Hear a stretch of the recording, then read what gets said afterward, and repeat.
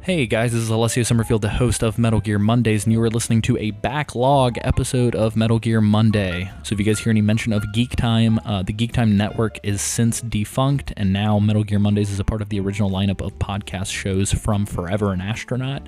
If you guys want to take advantage of our Patreon to get really cool exclusive content and speak with other fans, as well as talk directly to the hosts and the guests, you can go to patreon.com/foreveranastronaut. $5 a month on Patreon will get you access to all of our original shows, including Dev Diary Season 1 and future shows. So if you want to support the studio and support content like what you're listening to, please be sure to go to patreon.com/foreveranastronaut or foreveranastronaut.com to check out the rest of our lineup of shows, as well as short films, blog posts, and other goodies. If you want to write into the show, the new write-in information is contact@foreveranastronaut.com, or you can utilize the facebook.com/Metal Gear Mondays. Thank you guys so much, and enjoy the episode.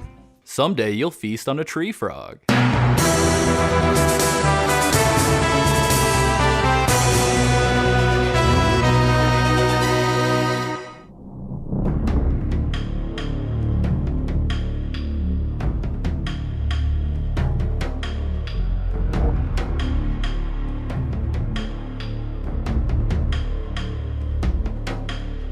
Ladies and gentlemen, welcome to another episode of Metal Gear Mondays, the podcast where we play all of the Metal Gear games from start to finish, top to bottom. As always, I'm your host, Alessio Summerfield, and this week, I have Samuel Wright. Straight out of Compton. Isaac Lim. I hate this part. And a very, very special guest, Kole Ross. Hello. Yes. Yay! I'm not used to people cheering. Mission accomplished, guys. Shut the podcast down. We're done. All right, last episode.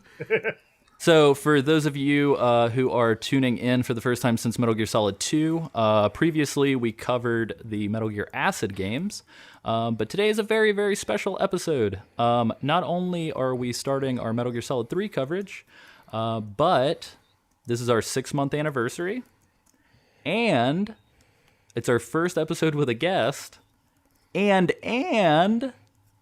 this man just happens to be the guest whose shows kind of inspired the format and pushed me and Sam to start this thing to begin with. So more like Meta Gear Solid. So for any, I mean, we plug Duckfeed probably more than we should, but for anybody who may not be familiar with you, Kole, could you tell us a little bit about what you do? Yeah. So first off, thank you for having me on. This is great. So I run the Duckfeed.tv podcast network.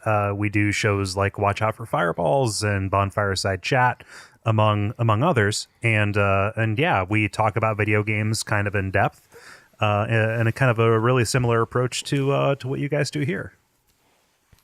Which came first, the chicken or the egg? No, I'm kidding. You guys came first. No, but it's super cool to see to see more people kind of taking this this in-depth approach. And man, like Metal Gear Solid, like it can bear it, you know. Totally. Yeah. There's a lot of meat on this bone. Yeah, a lot of meat on that snake. It's mostly meat. It's mostly like ribs and some weird scales, but there's meat on there. Yeah. Well, yeah. Can I go ahead, Sam? I wanted to start really quick by asking Isaac. What's that? I wanted to ask you in a segment that we like to call Fumbling in the Dark with Isaac Lim. What did we talk about last time? Oh shoot. Yeah. You can make shit up if you'd like to, Isaac. All right.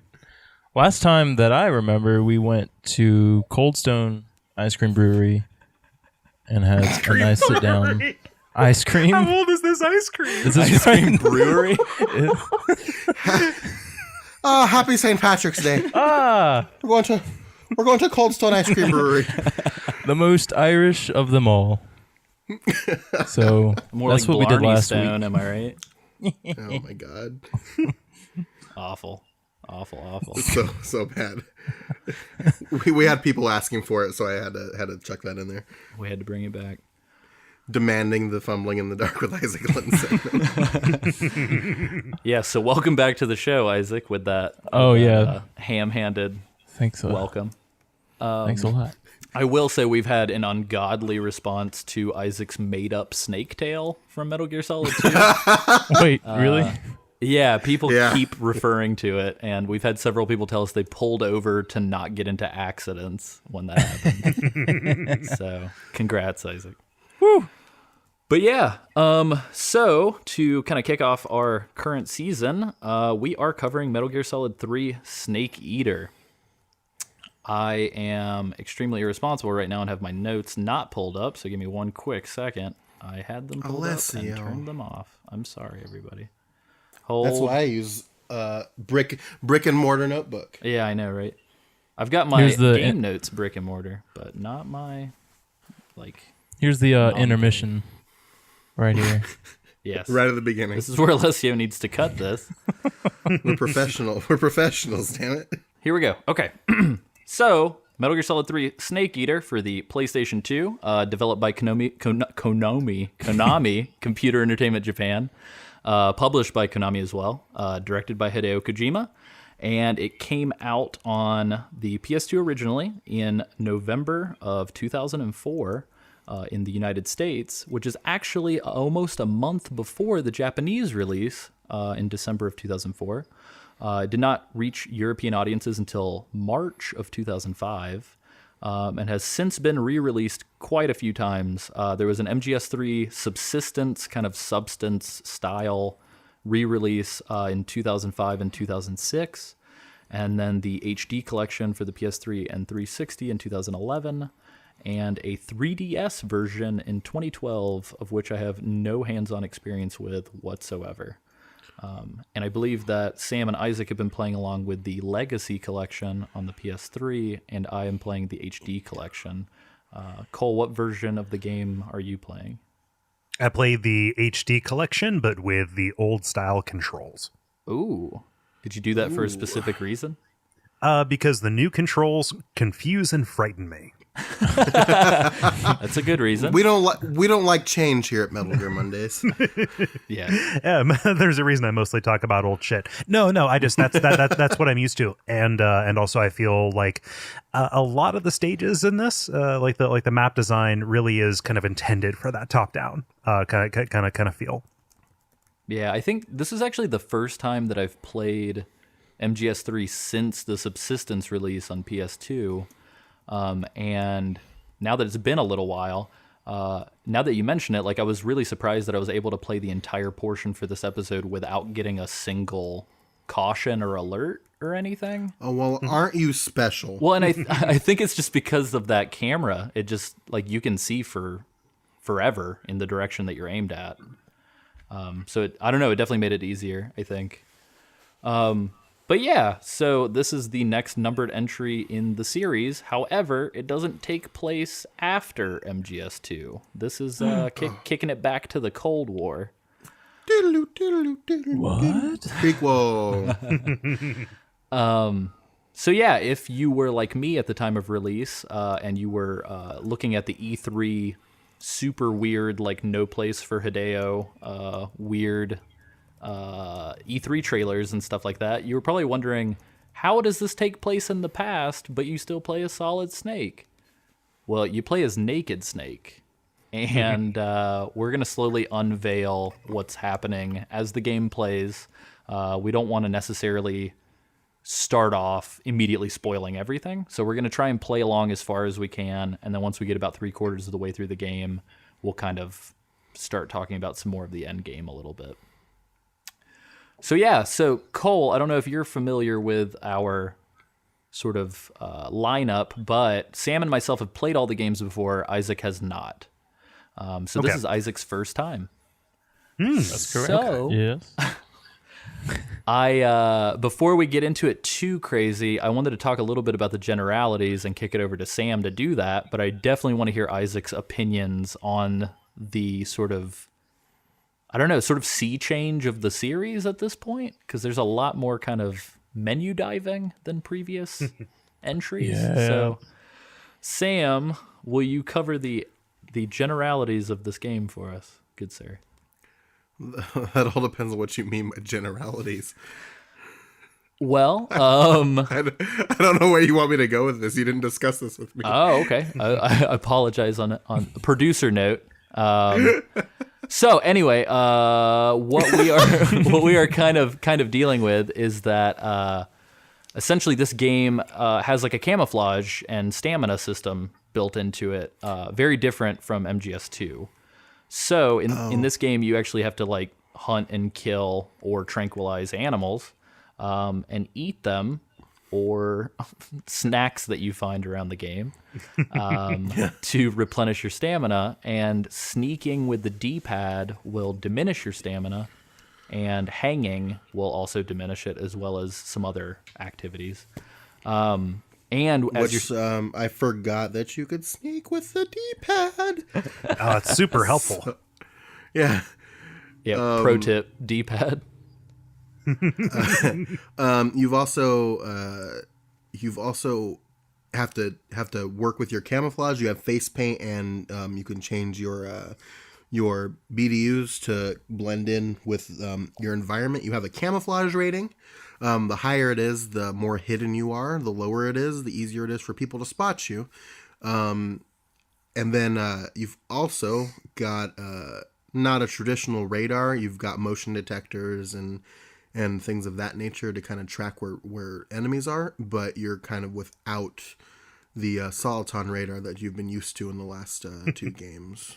That's a huge deal. Yeah. Yeah, no, absolutely. Mm-hmm. Yeah. Yeah. like So just, how did you guys handle all those changes? Sucked. Sucked at it.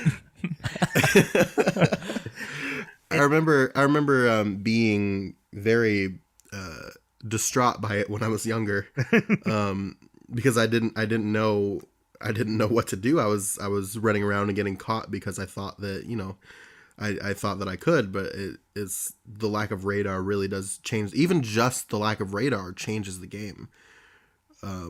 Never mind the camouflage and things like that. I think that the camouflage and the rating for hiding is actually really cool. I like that a lot. It makes the game less cut and dry. Like, you can't play the game just by looking at the Soliton radar anymore. Like, you would just be a dot that was trying to avoid cones, as dots are wont to do. And the fact that you could be standing right in front of somebody, but if your camouflage was up, just everything gets a little bit more like fuzzy, like in a way that most of the time works to your advantage, but you're never quite sure if you are kind of like wandering into somebody's field of view. And so it feels like much more kind of like suspenseful and improvisational in a way that the previous games feel pretty like mechanical and rote almost. Yeah, I've got to agree with the first point, because I remember the first 2 games I would be looking at the radar for probably 60% of the time, just kind of like hoping I don't run into another dot or a triangle. I'm like, ugh. I'm like, that's like a 1/6 of the screen. I should be looking at the other part of the screen. I'm like, but you should be looking at this beautiful environment, right? Yeah. Like, that people Appreciate slaved away on. Yeah, appreciate the game that Kojima's made for you. God, I just want to play this dot game, okay? but like, like just the fact that you're even like down to like looking for the rustling of a snake in this tall grass. Like, so much of Metal Gear Solid 3 is about getting you to pay attention to the world, to the areas around you. It feels like, and that's kind of upsetting when you're used to when you're used to things kind of staying the same, especially as they did, between 1 and 2, to an incredibly self-conscious degree on their part. Mm-hmm.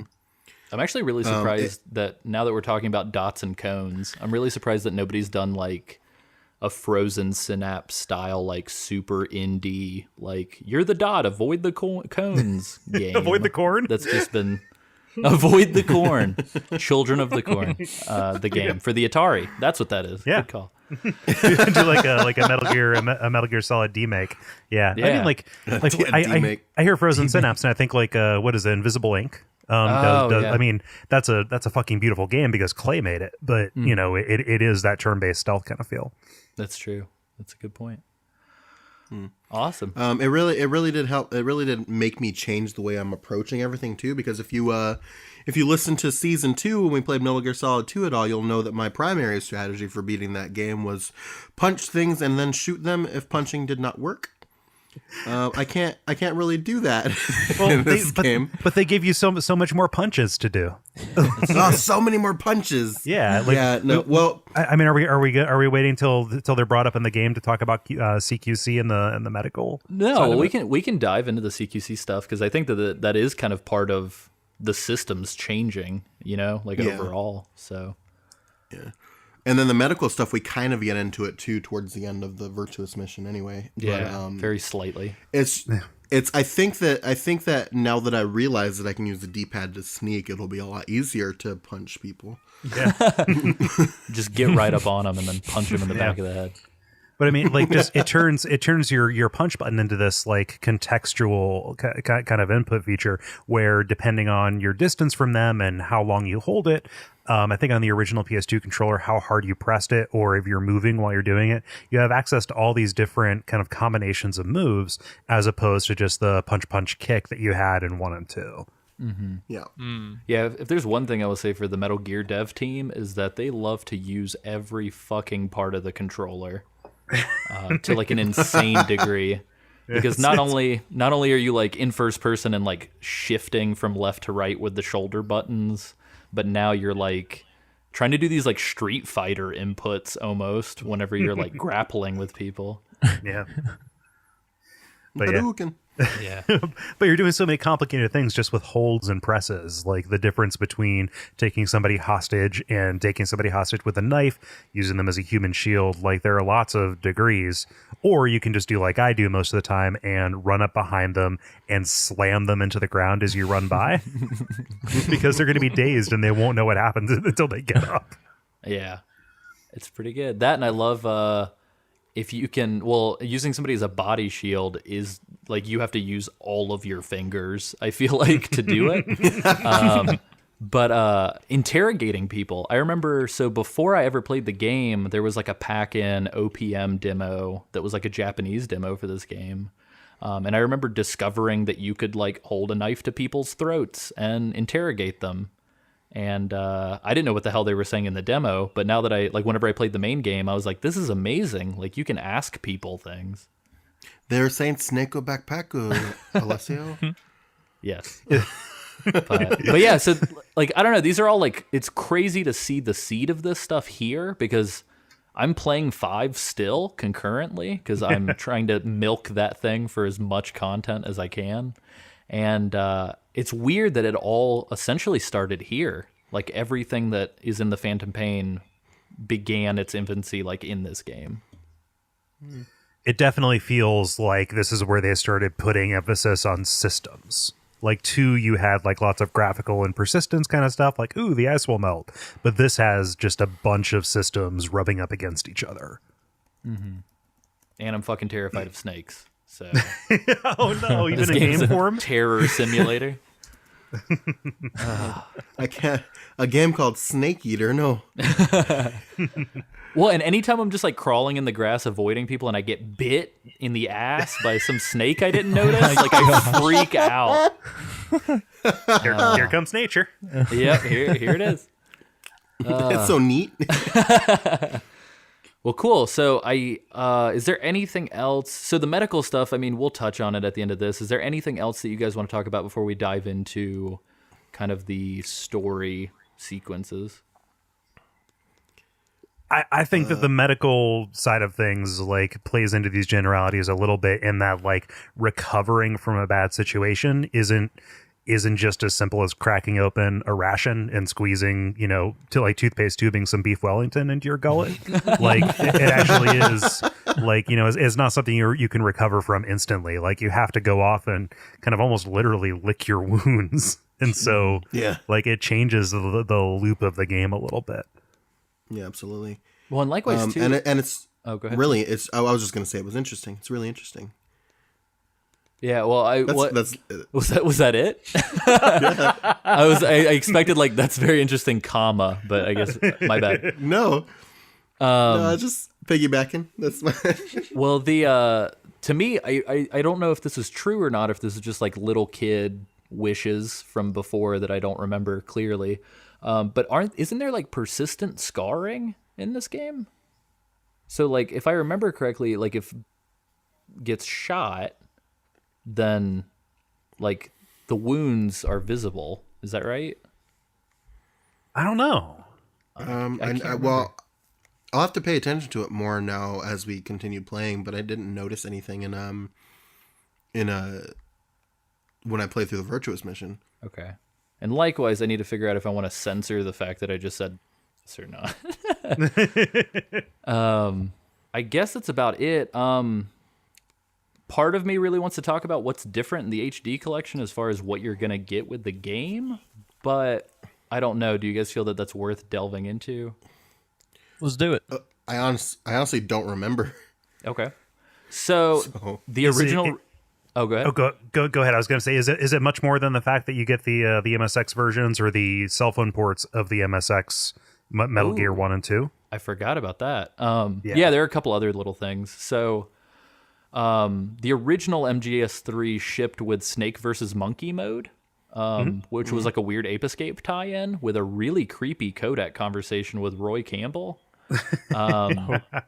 Which was a lot of fun, but you essentially zapped the apes from Ape Escape and then captured them.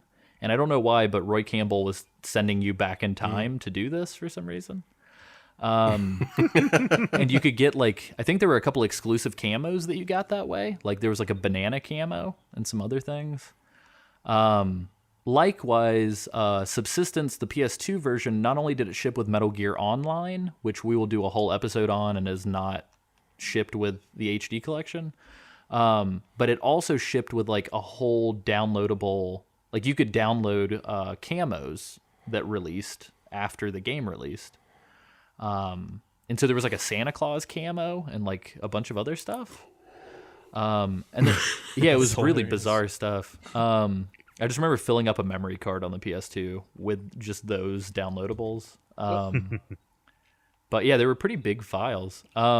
But the other thing is Subsistence for the PS2 shipped with a second disc called Persistence.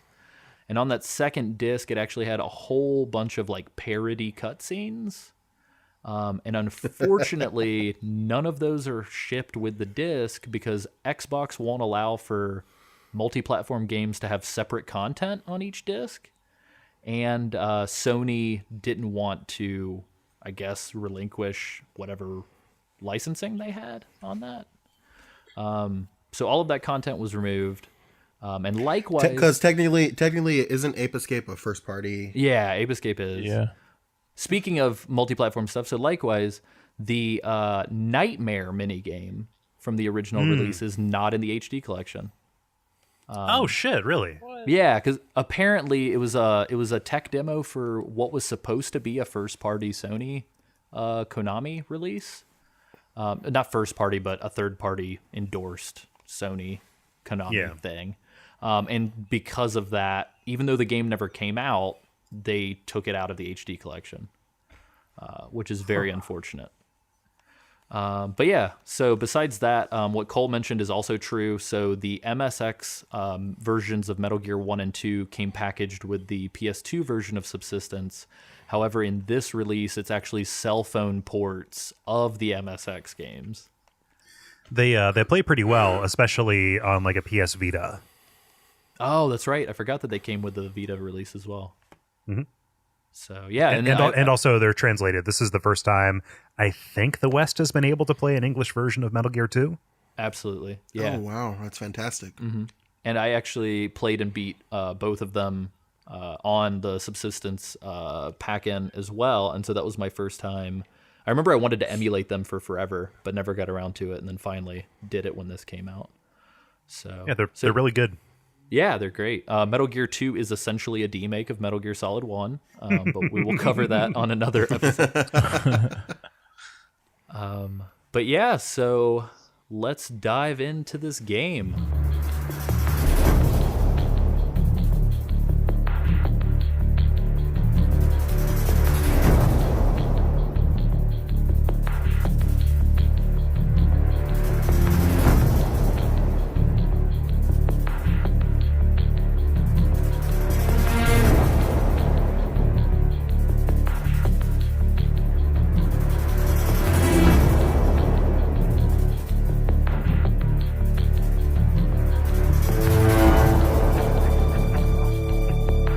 Yeah, so the first thing that happens, and in the HD collection, I don't know if this is something that you do in the original release, but in the HD collection, it asks you if you like Metal Gear Solid 2, or Metal Gear Solid 3.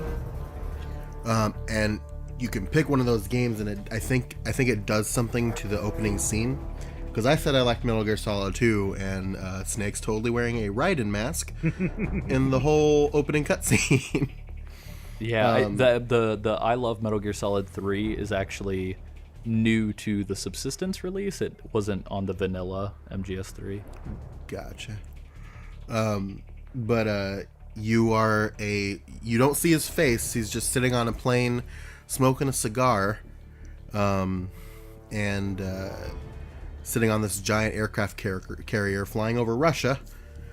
And you find out that you are going to do the world's first Halo jump into Russia to execute the virtual mission. I mean, a virtuous mission. There's so many of those little like fake out. That's such like a did you say nerd like callback? Did you say virtual mission? I love how the major just responds with no. Virtuous mission. Yeah. Yeah. No nonsense. Is there there's my instinct there is to do the Snake voice. Is there like a swear jar for Snake voices? We've actually only done it like twice, I think. Okay, all right. I'm not gonna do it. Hit it. I'm not going to be profligate with that. Like it wasn't going to add anything. But this is David Hayter, right? Still doing, Solid Snake. Like he's playing it younger is what he's doing. And I love the idea that this random soldier asks like, hey, does this panty waist know what he's doing? Yeah, absolutely. Yeah. Yeah, that That's line fantastic. very much so stands out too, because he's just like, put it out, didn't you hear him? And it's like, whoa, somebody's giving Snake some lip. Like, I've never seen this before. Yeah, they're sassing Snake. But they do like a flashback sequence, and the Major is talking to Snake, who he is referring to as Jack, which is very interesting. Essentially telling him about the virtuous mission and how they have to rescue the scientist named Sokolov from the Soviet Union. Essentially, we gave him up to Russia after the Cold War to end the Cuban Missile Crisis. And we have to Halo jump into Russia to rescue him from Selinoyarsk, where he's being held. Well, and you forgot to mention that it opens with one of the clunkiest voiced dialogue bits ever in an opening. It's just like, after World War II, the world was split into two, east and west. Like, it's just like, don't use two that many times at once, please. Gotta space that out. Yeah, It's like poorly rewritten Shakespeare. It comes up every time, and every time I read really shitty dialogue, part of me wonders, like, did the voice actor not tell anybody that read poorly? Like, were they not like, can I take my own spit take on this real quick, please? Like, voice actors kind of have to be straight pipes. That's true. That's true. Yeah. Unfortunately for the entire voice acting cast of Resident Evil 1. Yeah. At least there were no Jibble sandwiches in this game, so I think That's true. But yeah, so you have to Halo jump into Russia, and then you have to find Sokolov, and you have to use the theoretical technology of the Fulton extraction thing. There's another word attached to that, but I don't remember it. Method. Method. Yeah, system. Yeah, probably. But you have to essentially Fulton out of there. And I thought it was funny because Snake asks, "Is that going to work?" Mere decades before Fultoning out entire fucking towns of people. Yeah. And Major's like, I mean, theoretically, it should work. He heard the idea of ballooning somebody up, and his heart skipped a beat, and he was like, "Could it really be true?" Which is actually it's funny. How many goats? How many goats? It's funny because I think in real life, there was like an army friend of mine who actually told me, at least from what I think, that the Fultoning system actually never really saw a whole lot of use because it would like theoretically like snap the neck of the soldier that it was extracting. Jeez. Yeah. So they built that into 5, right? Oh yeah, and like all over the place with Peace Walker as well. Just unintentional hilarity. Unintentional. I love how they build this into the history of the Cold War because like they posit that giving Sokolov back to Russia was what made Russia call off the Cuban Missile Crisis. Yes. Yeah. Which begins Kojima's love affair with like using bits of history only to further this weird like Metal Gear subplot. The history they The Metal don't Gear want you to agenda. know. Yeah, history's too strong a word, excuse me. This is Kojima's fan fiction for the Cold War. Fan fiction for life. Oh man. But yeah, so he starts. The major starts giving out code names. Jack is known as Naked Snake for the mission. He goes by Major Tom, ground control. I love that. Again, And then, oh, go ahead. no, but beginning Kojima's love affair with Bowie names. Oh, absolutely. Yeah, no, absolutely, fantastic, beautiful. And then introduces Paramedic, who is his essentially the person who saves the games for you. Yeah, And she and loves then movies. introduces, loves movies. You can call her, and she talks about like King Kong or God. I think it was it Godzilla that she talks to him about. Yeah, You can almost say that. Oh, go ahead, Cole. Oh, I'm sorry. I'm interrupting people all over the place. We're absolutely not talking about who Zero and Paramedic are, right? Oh, absolutely not. Because Okay, cool. poor Isaac's mind could not stand the trauma. Yeah, no, he wouldn't. Well, I wouldn't understand. He will find out in due time. Okay. All right. That's right. Can I just but back yeah, up you real quick?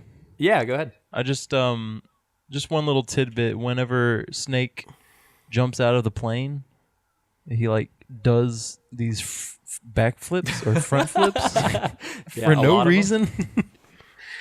It kind of reminds me of like the opening scene of the Power Rangers movie. Oh my god. How did you both pull that? Alessio and I are like have a mind link. I just heard Red Hot Chili Peppers the whole time he was free falling. Oh man. And Tommy was on a snowboard for some reason. Yeah. Jesus. Because Needless- 90s. Yes. Yeah, And they're in right. colored jumpsuits. Not Because Power Rangers. Yeah, not at all to completely skim over the fact that the front, and I don't know if this is in the original and the HD texture just makes it pop more, but the front of his fucking helmet says Metal Gear Solid Snake Eater when he's getting out of the airplane. I didn't notice that. Yeah, it really threw me off. I was like, what the? It says like U.S. Army Metal Gear Solid Snake Eater on the forehead of his helmet. Metal Gear is like 30 years out at this point. Yeah, like I Yeah, don't. he doesn't even know about it yet. It was so weird. And on top of that, too, this is actually the first part of the game ever where you can do the first-person button for cutscenes. Love that. So Oh, I don't know yeah. if you guys noticed that or not. After playing this when it came out, I'm just trained to, it's Metal Gear Solid 3. I have to hold R1 during all cutscenes. Just in case. But yeah, so you can press R1, a little button will flash in the top right whenever you get to see the world through Snake's eyes. Yeah. And that's used a really funny effect later. Not Yeah. in this episodes, but later on. Yeah. Both funny and horny effect for the rest of the game. Yeah. Guys, I'm intrigued. We had his attention. or we had his interest. Isaac, you figured No, out yeah, that it was- Kojima's a horn dog, right? Like, Oh, have I? Yeah. You mean Naked Raiden didn't throw that off yet? Oh man. Oh my god. Oh, cool. Sam, continue. I'm sorry for all the pit stops. So we find out that also on mission is a lady called the Boss, who trained Snake, and disappeared for a period of time. Oh no. And Snake's like, "What the hell? Why did you leave?"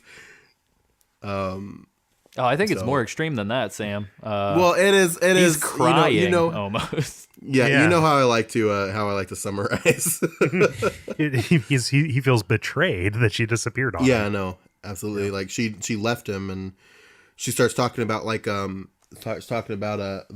heart, like the heart of a hero or something like that, and how you have to find it within yourself, or somebody can pick up on this one here. Well, he also rattles off to her the exact number of years, months, and days since she's spoken to him. Yeah, there's something explicitly romantic about their relationship. Yeah, like it's weird. or if not explicitly romantic, then definitely like that is so overt as to at least be a tone, if not an undertone. But just like how close, like how well she knows him. She even says like, "Oh, John, you've lost weight."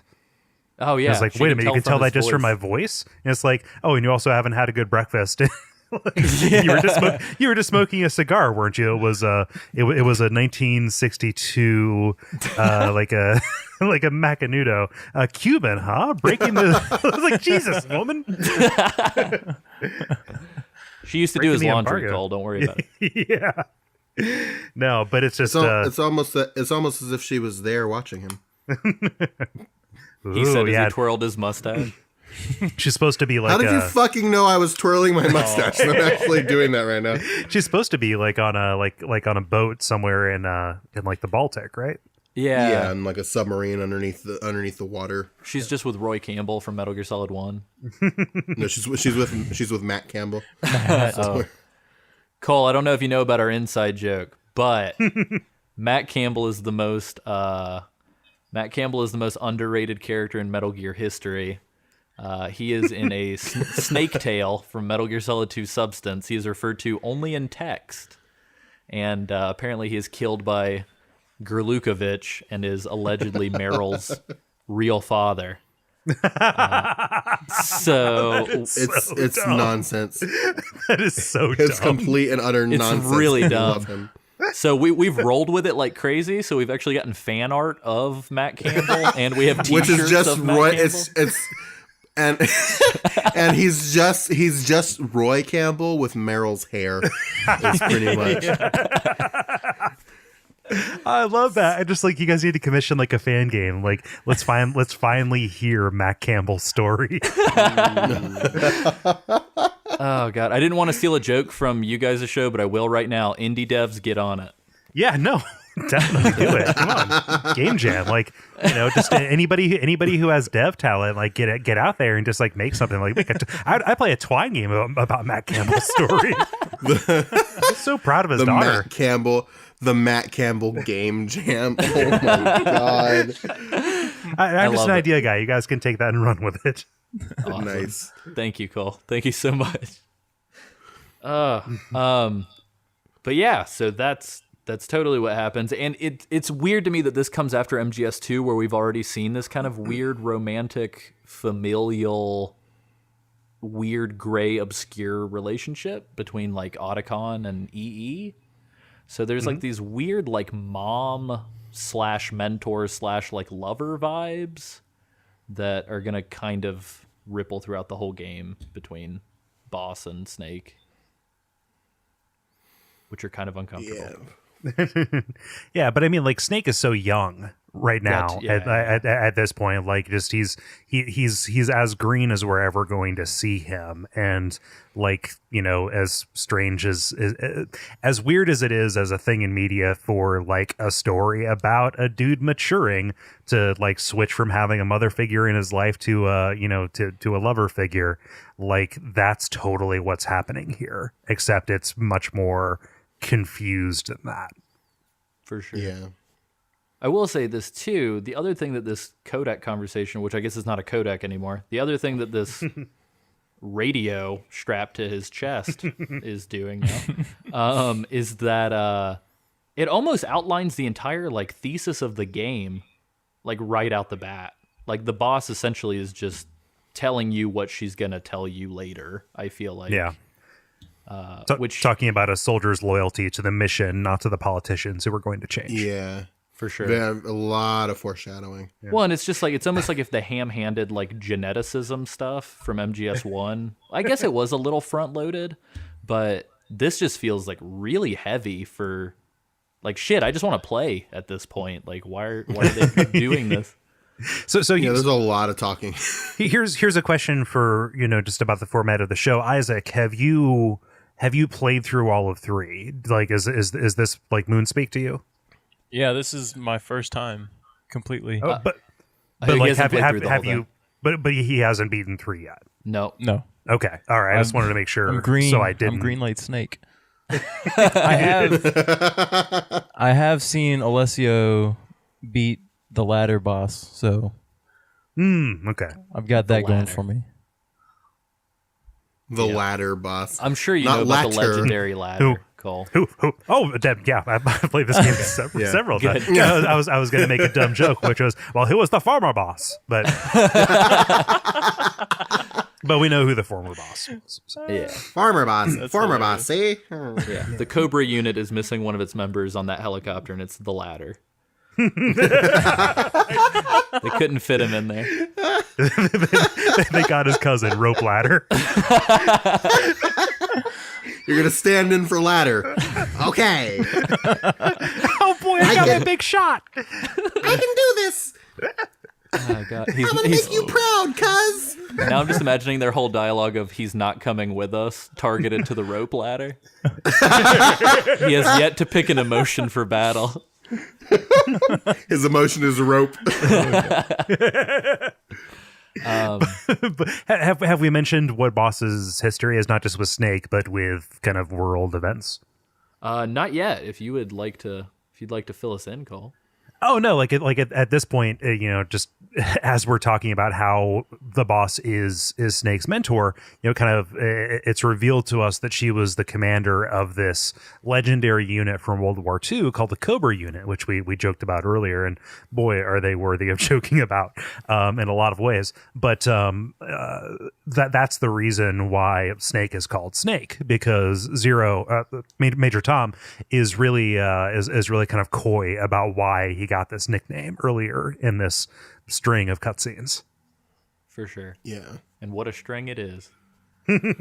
Yeah, the Cobra unit, we'll meet them soon, but they're very much so like a Mega Man rogues gallery of bosses. Oh my god. It has to be pulled from G.I. Joe. It has to be. Yeah, totally. I was once a man.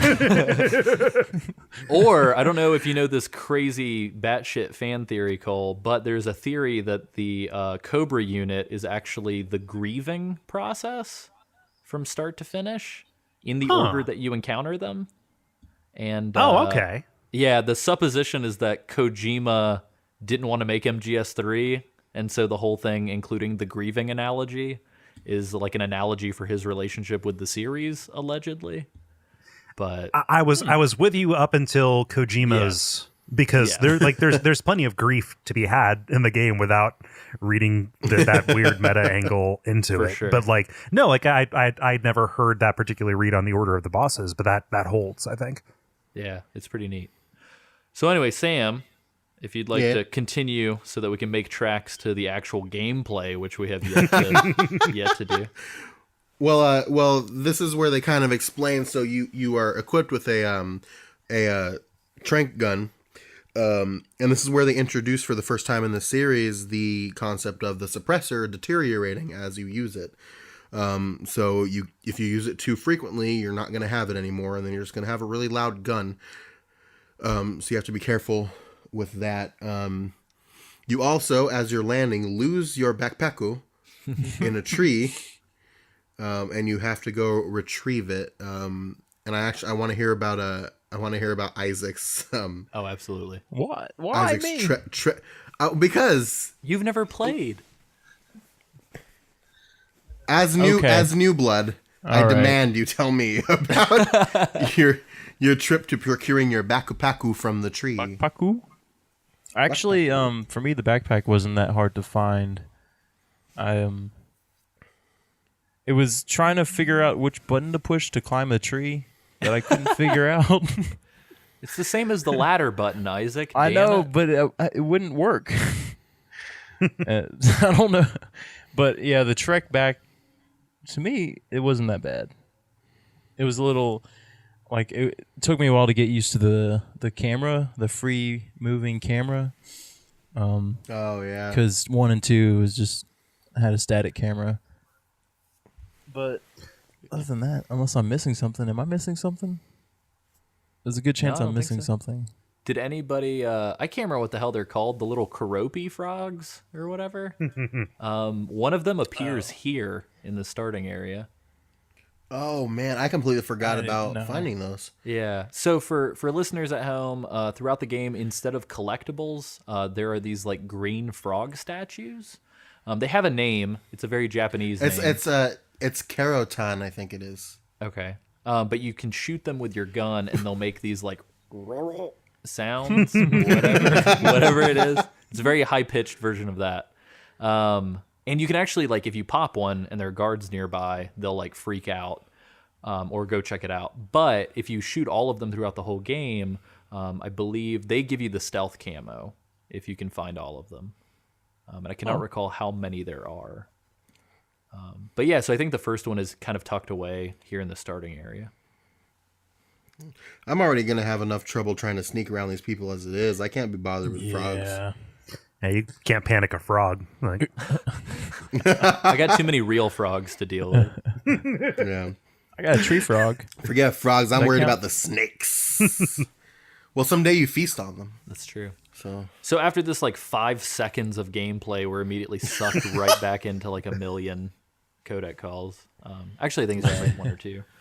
yeah, But unlike previous codec, we don't have these talking silhouettes, or not silhouettes, mugshots. Instead, we see sort of Snake's silhouette as he's crouched over, and then we see like a little picture in the top left, which kind of, as a nod to the era, instead of a moving picture, it's kind of a almost like a microfiche.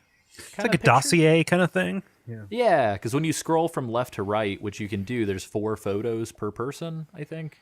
It'll kind of like speed on to the next document, almost like you're reviewing these documents under like a microscope or something. yeah.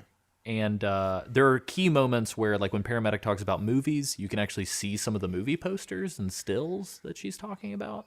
And then likewise, when Major Tom is telling you that you have to go do a thing, like a little video window will pop up, but it actually has like film grain and vignetting and everything to make it appear to at least have some semblance of 60s, I guess. Yeah, that's super helpful though. Like as opposed to like breaking immersion to like load a new cutscene where they pan the camera over and show you the thing. Like if you're just paying attention to that, it works. I remember being disappointed when I didn't have the talking mugshots. Yeah, me too. You know, but it ultimately works out. Yeah. That's what happens when you go back in time and have to deal with radios. Well, going back to your radar comments, Cole, I actually got so used to the radar sucking that they give you. It's like a battery powered, like almost like Zone of the Enders style, like ring around you, that I 100% just like never ever use it. Did like, any of you guys use it at all? I was terrified tried. to use battery. I used it a little bit at the start, and then I kind of stopped as I kept playing. Yeah. Cool. Same. I just got used to kind of constantly jumping in and out of first person view to like notice where people were. For sure. Yeah.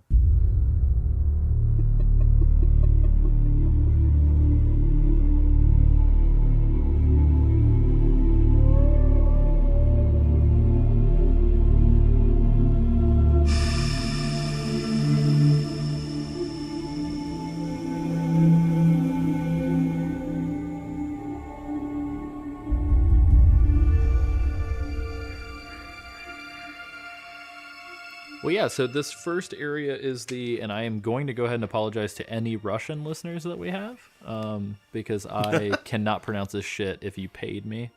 Dramuchij Swampland is kind of the first little area, and holy shit, there are so many alligators. Like, there are alligators for days. And they are very sleepy. Yeah. I tried. They like if you just like hustle straight across the swamp, they won't get you. Because they are the laziest gators I think I've ever seen in my life. Not if you get Like close, I tried to if you get close, I tried to attack one, and I put one to sleep with a tranquilizer. And as soon as you like get up on him, he wakes up and hits you with his tail. But that's all he does. He'll just whack you with his tail. I'm just like, dude. You're bringing shame to your species right now. But they'll fuck you up if they get near. Can I swear? I'm sorry. Oh, absolutely. Yeah, they'll absolutely. Yeah, they'll fuck you right up if you're dumb enough to stand right in front of them.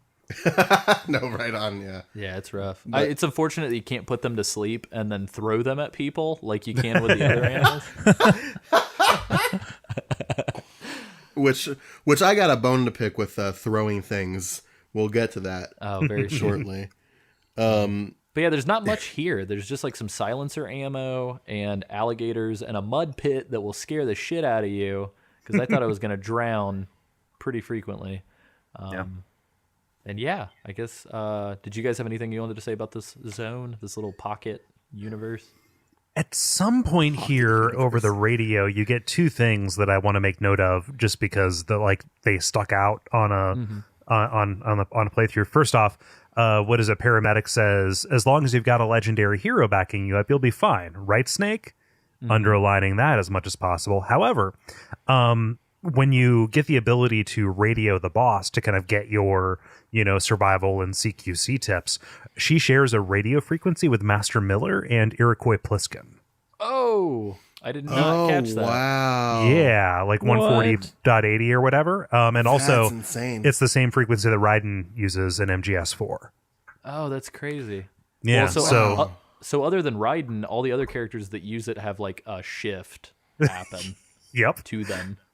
Yeah, so I wanted to make sure that that was at least put on the record here.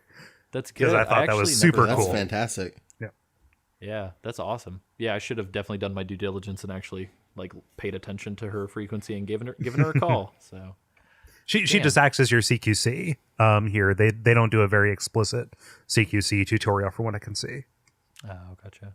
Yeah. Isaac, how was your time in Gator Country? Scared the crap out of me. All right, so I didn't even see the first gator, and I was just walking, and I happened to walk right in front of him, and I don't know. That was Did it he right snap there. at you? No, he didn't. Because like you said, he was lazy. He's a lazy guy, lazy little gator guy. And then I was like, I'm gonna stab this guy. But that didn't work out. Is that what you thought? Is that what you thought to yourself? I thought I could stab him. I mean, you can't. And how'd that work out for you? But then I got scared because he was starting to. He was crying. He was coming towards me, and I was like, ah! Oh gosh. So I just ran out. I was like, I love you. So Oh man, that's great. And then I got scared. I just booked it out of there.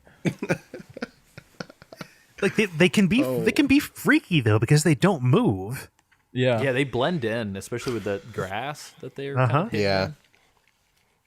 And it's almost demonstrating camouflage for you. Like I know that's a bit of a stretch, but like this is right before they explicitly introduce that true. over the radio. Yeah, that's true.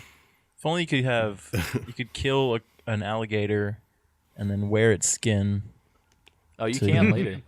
Oh shoot! Did I just? Well, you don't kill one, but you can wear its head.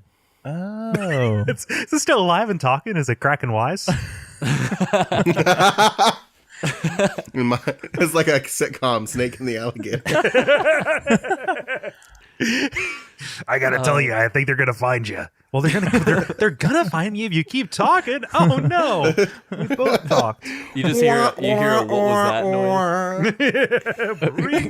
noise? I'm slowing us down with this buffoonery. I'm Oh, no, sorry. you're fine. You're No, fine. Well, this is speaking perfect. of that, Cole, did you ever see the Japanese trailer for this game with the No. businessman? No. Oh my god. Okay, so I have to link it in the show notes. So it's like a 30-second trailer of like a Japanese businessman doing all of the things that Snake does in the game. So he's he's in full business attire with a briefcase, like covering himself from the rain. And then you see him like drying his clothes with like a made tent out of sticks. And then at one point he's like hanging out with alligators with like a gator head. And it's ridiculous. It's absolutely ridiculous. This But is anyway. a live action salary. Yeah. Yeah. It's wonderful. Nice. But yeah, so then we're immediately taken into Dremuchidge North. I don't know how to say that. If anybody wants to correct me, please do. I would love to be educated in how to pronounce this stuff. Dremujish. Oh, okay, cool. I don't know. Like I'm taking a stab. That's good. That's better than mine. But we deal with our Just say it with a first- stereotypical and quite frankly insulting accent, and you'll be fine. Sam, take it away.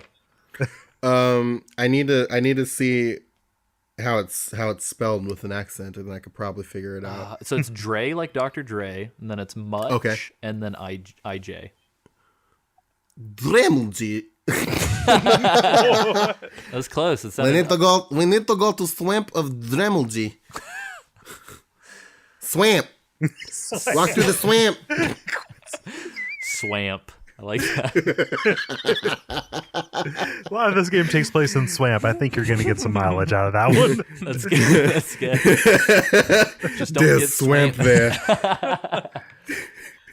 Nice. Oh, I'm gonna just ignore that dumpster fire and keep going. So Probably for the best. you encounter your first live human beings in this next zone, and I believe that there are 2 of them, and it's just some soldiers. And just to check off my little list of things you can find in the zone, you can find some bug juice and the Dragunov sniper rifle, the SVD. in So It doesn't come in a jar. Bug juice comes from who you are. Sorry. You remember bug juice? Sorry, continue. the gas station drink? No, the TV show. Oh, I do not. The power up from the Sega Saturn game Bug? That's even Not more quite. obscure. Isaac, did you survive your first encounter with human beings? Negative. Is that what you wanted to hear? Just instant game over. Well, okay. So, all right, with the new stamina meter and whatnot, it's completely different from 1 and 2. So I thought once you get spotted, you only get shot a certain number of times before you die. But in this game, you can run away and hide and just recover your stamina and your health.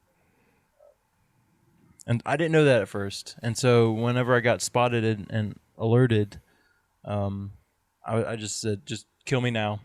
And I just stood there and just kill me. It wasn't until a couple alerts later that I figured that out. So they were just wondering why the hell this man was standing there and Yeah. taking 30 bullets to the face. Must be some kind of super soldier. Who is this? 3 is actually really generous with reloading. Like the checkpointing, I feel like they're much more kind with it. Oh, wow. Is it like per Yeah. zone or?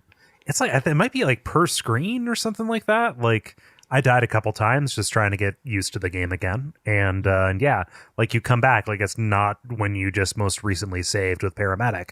It's like at the beginning of that screen. Very nice. Huh. That's helpful. That I did not know. I totally mislooked my notes. So you can also get thermal goggles and grenades, and there are actually 4 guards in this zone. Yeah, Did you? And you can get the Dragunovs too. Yeah. I think. Yeah. I mentioned that earlier. Sorry. Did you? Sorry, my bad. thermal goggles almost break this game. Yeah, especially with the animals. Yeah, But again, they are battery powered, so you can only use them for a short amount of time. I will say the amount of detail in the foliage, like when you're crawling in first person and like leaves get stuck on the screen and stuff, is really cool. Like I liked it a lot. Yeah. Yeah, they're very like even on PS2, it felt like this was pushing the limits of what that system could do. Like in a way that it feels like Konami was like exclusively doing, like comparing Silent Hill and stuff. Yeah, like you look at Silent Hill 3 and like how the fuck did they put Heather Mason's model on the PlayStation 2? Yeah, totally. Yeah. It's crazy. Yeah, and likewise, too, I will say, I think it is a testament to the art direction. Oh, yeah. That whenever they made an HD version of this, even the SD version, like, it all holds up. Like, it's crazy. Like, you can go back and play the original game, and it is totally playable and doesn't look goofy at all. Yeah, absolutely. Yeah. So... But yeah, so other than that, did you guys have anything? This is the only kill that I made in the whole game, was I interrogated a dude, and then I accidentally forgot that pressing triangle again would slit his throat. And so it was just sort of this, like, Snake grabs the guard, and he's like, speak! And the guard was just like, what did he say? He said something really, like, super generic. Like, he was just like, there's guards in the next zone, or like something. And I was like, okay. And then I went to like let go of triangle, and I guess it just like triggered it again because Snake just fucking cut his throat open. And I was like, whoa. That's pretty brutal too when that happens. Yeah, it makes like a spraying sound. It's very It's great. metal. And, So metal. and yet not as bloody as MGS2 at all. I think they toned the blood down a fair amount. They just didn't give you lots of like clean flat surfaces for the blood to pool on. Yeah, no. No hallways of gore, a la Ninja or Vamp. Yeah.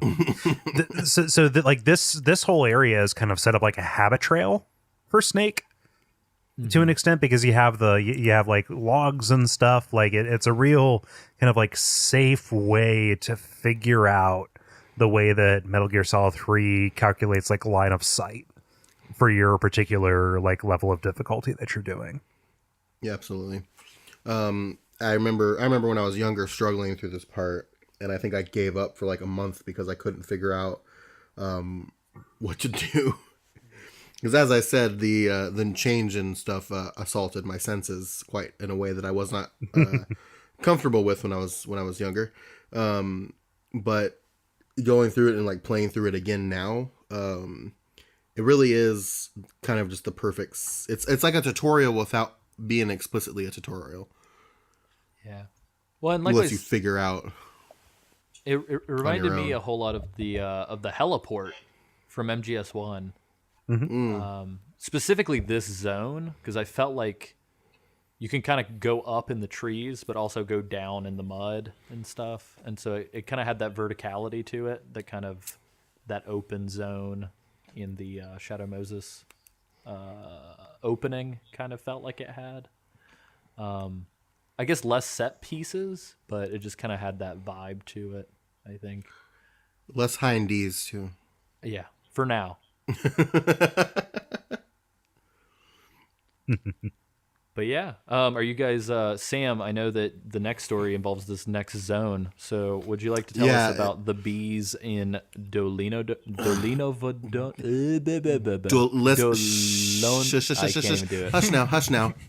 Hush now. Let the professional. Dolino Vodno. Oh, that was very good. Thank you. A little stereotypical, but very good. No, the more insulting, the better. Yeah, it was like Olive Garden. It was okay, but there was a lot of shit attached to it. Okay, Sam, can you say Hospitaliano with a Russian accent for me, please? With a Hospitaliano. Thank you. Again, I want to apologize on behalf of everybody who is hearing a thing and saying a thing. I have nothing but respect for the Russian people. Absolutely. He's good. You'll get kneecaps broken otherwise. I know. I like to Very just stoic. imagine that stereotypical Russian man breaking into a straight American accent towards the end of his sentence. Just like Sam just did. Yeah. No. It's like, what happened to your accent? What do you mean? I don't know. Fuck if I know, dog. It's a funny point. So one of the listeners was actually telling us it's funny that all of the soldiers in MGS2 have hardcore Russian accents, but we're in fucking Russia and they all sound like John Doe American. They explain that though, like in an upcoming cinematic, Oh, that's right? true. That's a good point. Yeah, I mean it's super like, yes, it does break your immersion a little bit, Yeah. but like It's very hand wavy. yeah. All right, so Sam, tell us about your Winnie the Pooh experience gone bad. Oh my God, with this fucking part. So they do this scene where you're hiding, and then there's a bunch of guards next to this big long bridge. And they do this scene where they zoom in on a beehive and they zoom in on Snake's face, and he makes the goofiest fucking smile I've ever seen. Because and I imagine it's to over accentuate the fact that you're supposed to use the beehives to get through the section, and to accentuate the fact that you can use the environments to help you take care of guards and get through sections. And that Snake has teeth now because they can finally Yeah. render teeth. They needed to find a way to show it off somehow, and him getting really excited about beehives was the way to do it.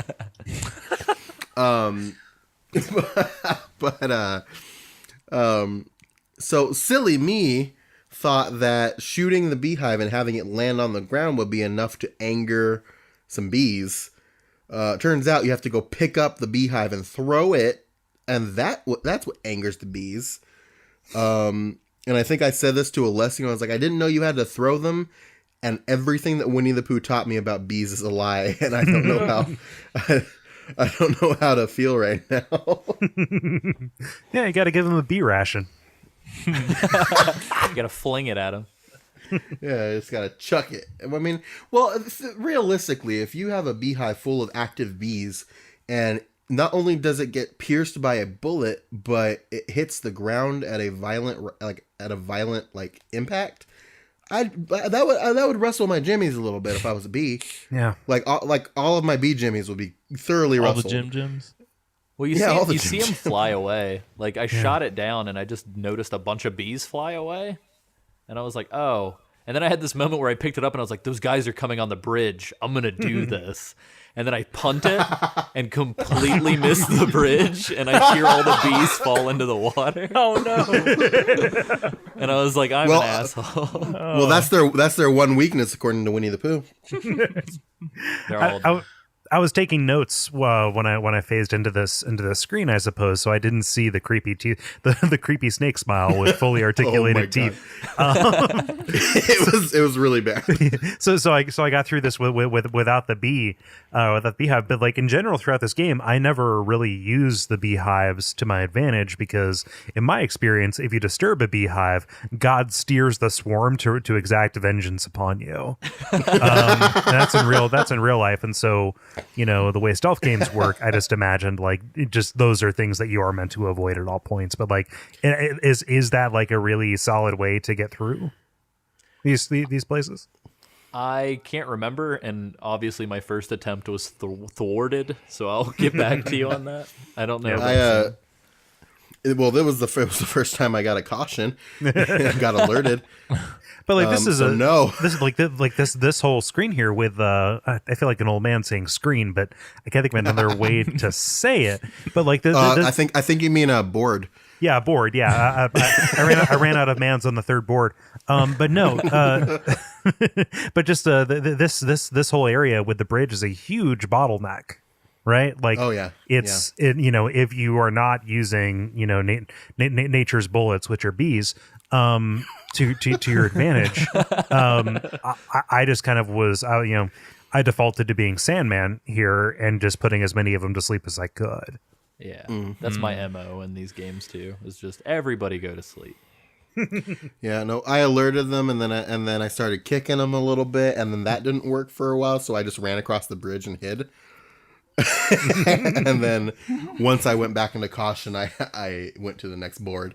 I know you can. I was like, If you want to be a real asshole, you can pull out the sniper rifle, or you can use your knife, and you can actually cut the rope on the bridge. Oh shit! Yeah, and it doesn't make it to where you can't cross it, but it makes it where it's like way more sensitive, and so they'll just immediately slide off, and you'll have a little bit of an asshole of a time to get through because you have to like tiptoe or you have to hang. Does that does that change the end of the chapter? Like, No, it doesn't. because that bridge is really important. Oh, the bridge is like stiff as hell in that cutscene. Like I swear it's not the same. Yeah, it bridge. doesn't move. It doesn't even move a little bit. Except when it needs to. Yeah. Yeah, no. Conveniently. Yeah. It read the script. It's getting paid well enough. It knows nothing. All right, Bridge, if that's your real name. Hey, you know, it knows what happened to its distant second cousin, third removed rope ladder. Oh no. Did you guys eat anything at this point yet? Not yet. I no. did. I didn't start actually. Isaac did. Tell us about your journey through this section, Isaac. Do you want me with your bees? Do you want to know Tell us about your my culinary adventure in Russia. Well, I'll tell you about my terrible experience. I'll tell you. Awesome. So before I even got to, I didn't even get the bee cutscene.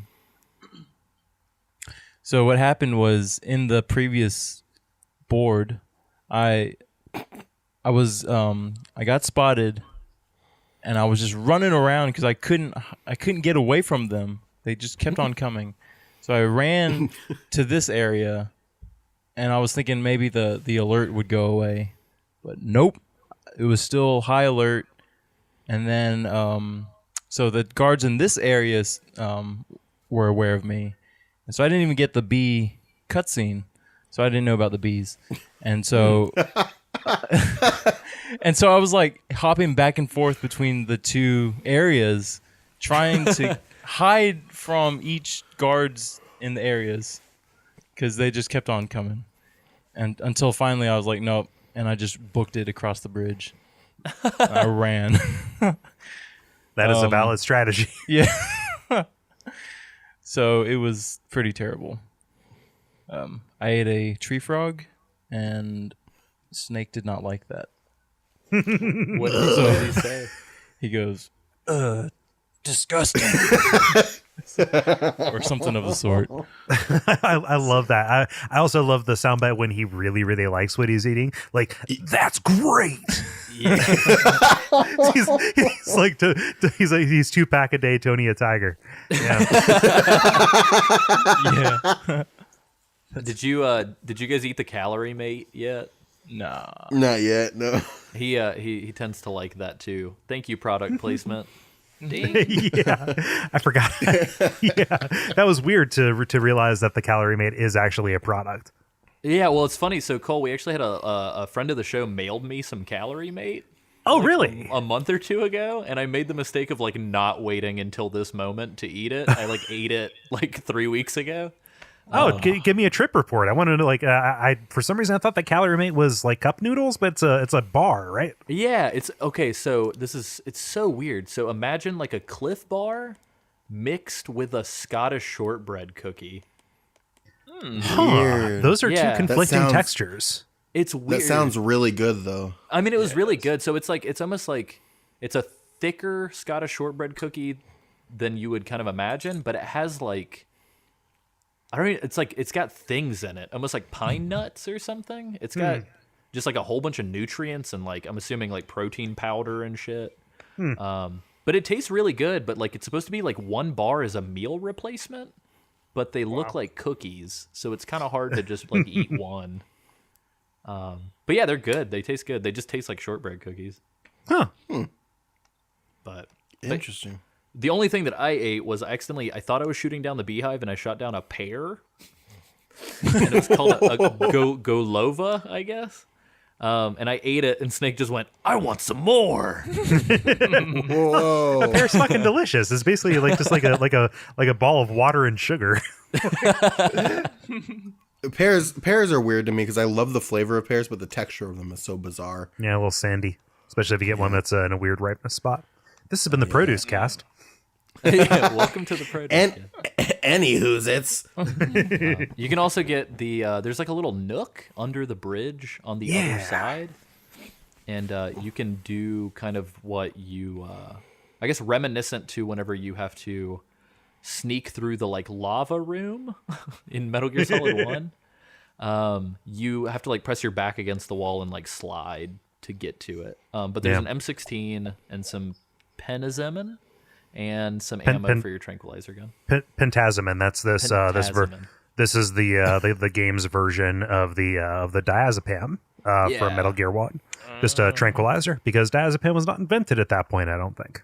But Pentazemin I think was. they changed. I remember reading about how they changed to Pentazemin because diazepam was actually a thing. Oh yeah, diazepam is it's Valium.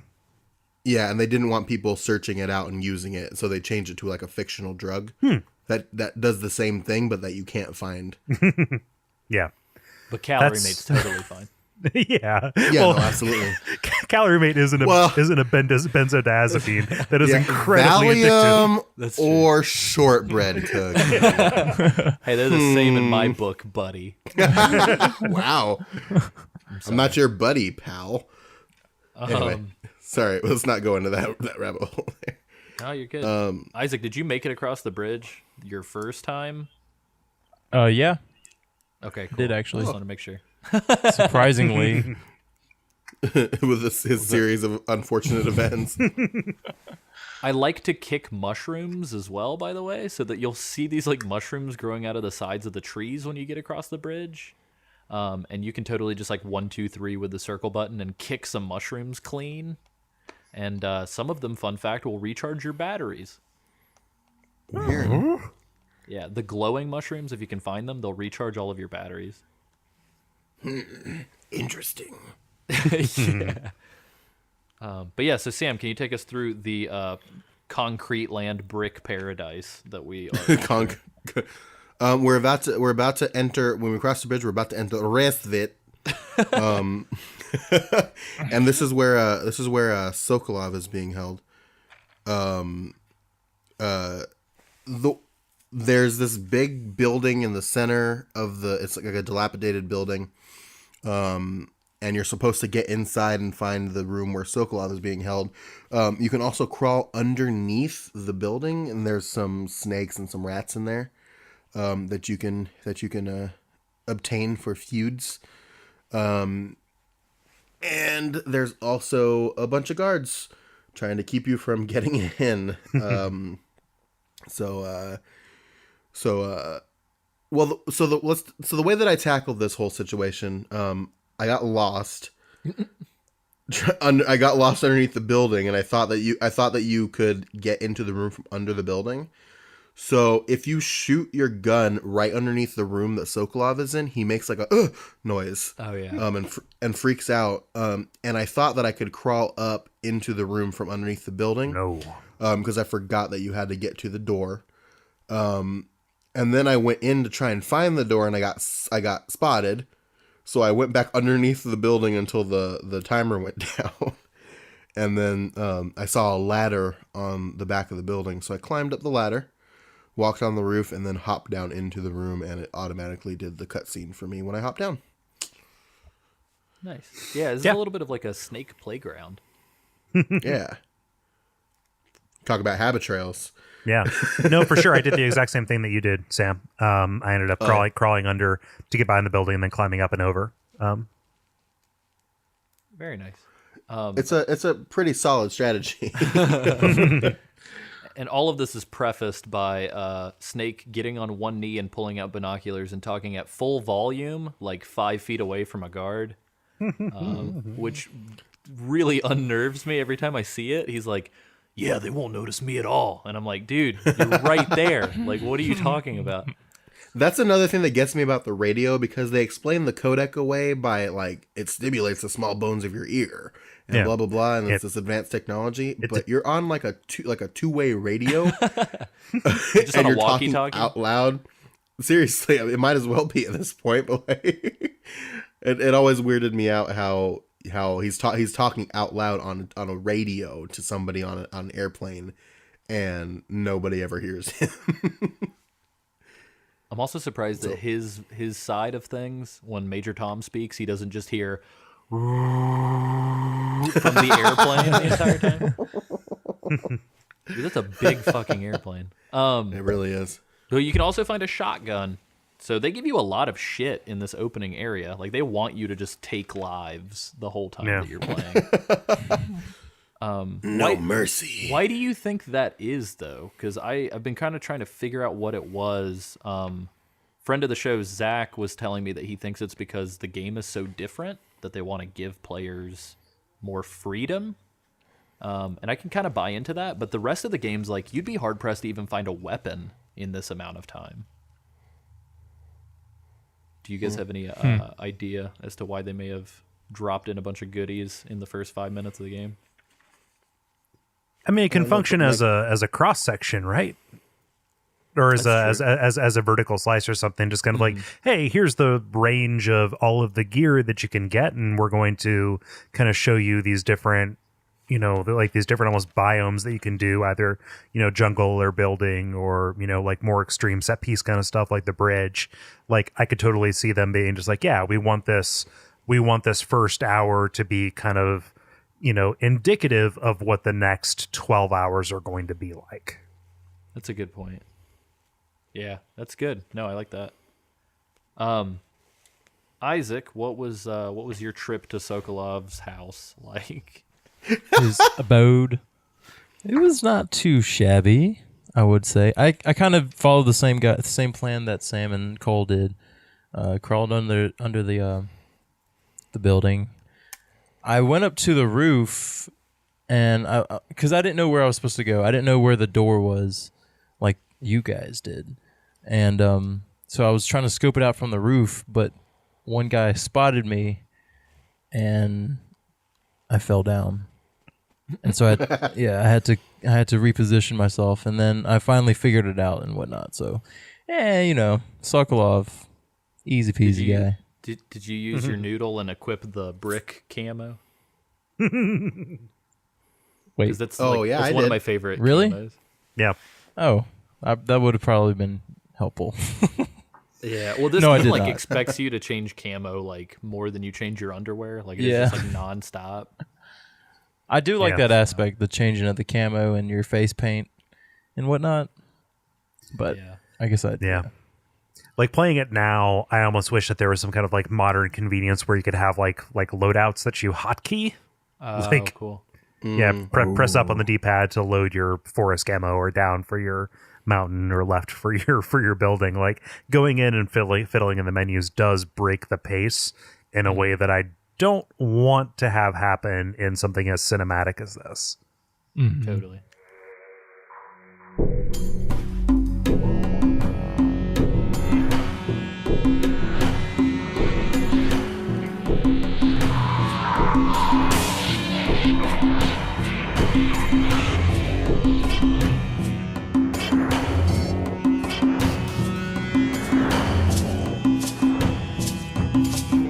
But yeah, so as Isaac alluded to, we kind of entered this kind of rickety, like, only room that doesn't have the inside of the room exposed.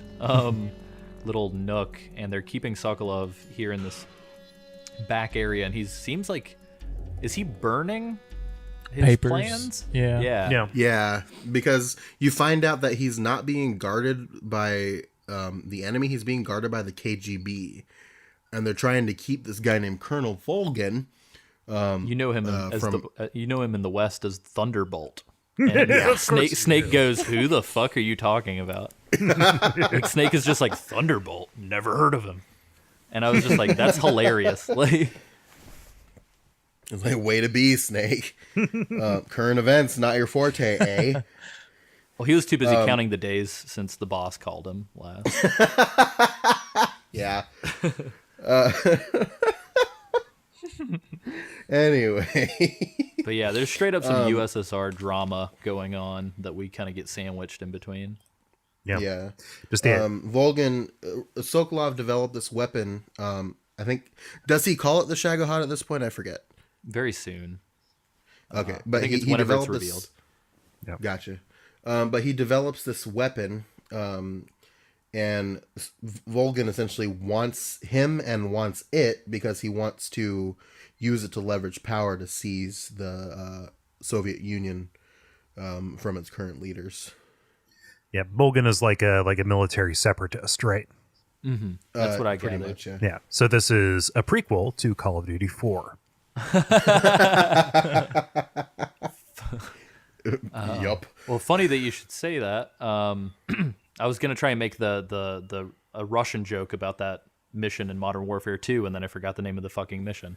No Russian. No Russian. Oh yeah, No Russian. It's called No Russian. Unlike No Russian, apparently Snake's Russian is superb. Yeah, they're speaking Russian the entire time, and it blew my mind because I forgot. You forgot that you were in Russia? No, I forgot that they were speaking Russian. Well, what's great Like is this.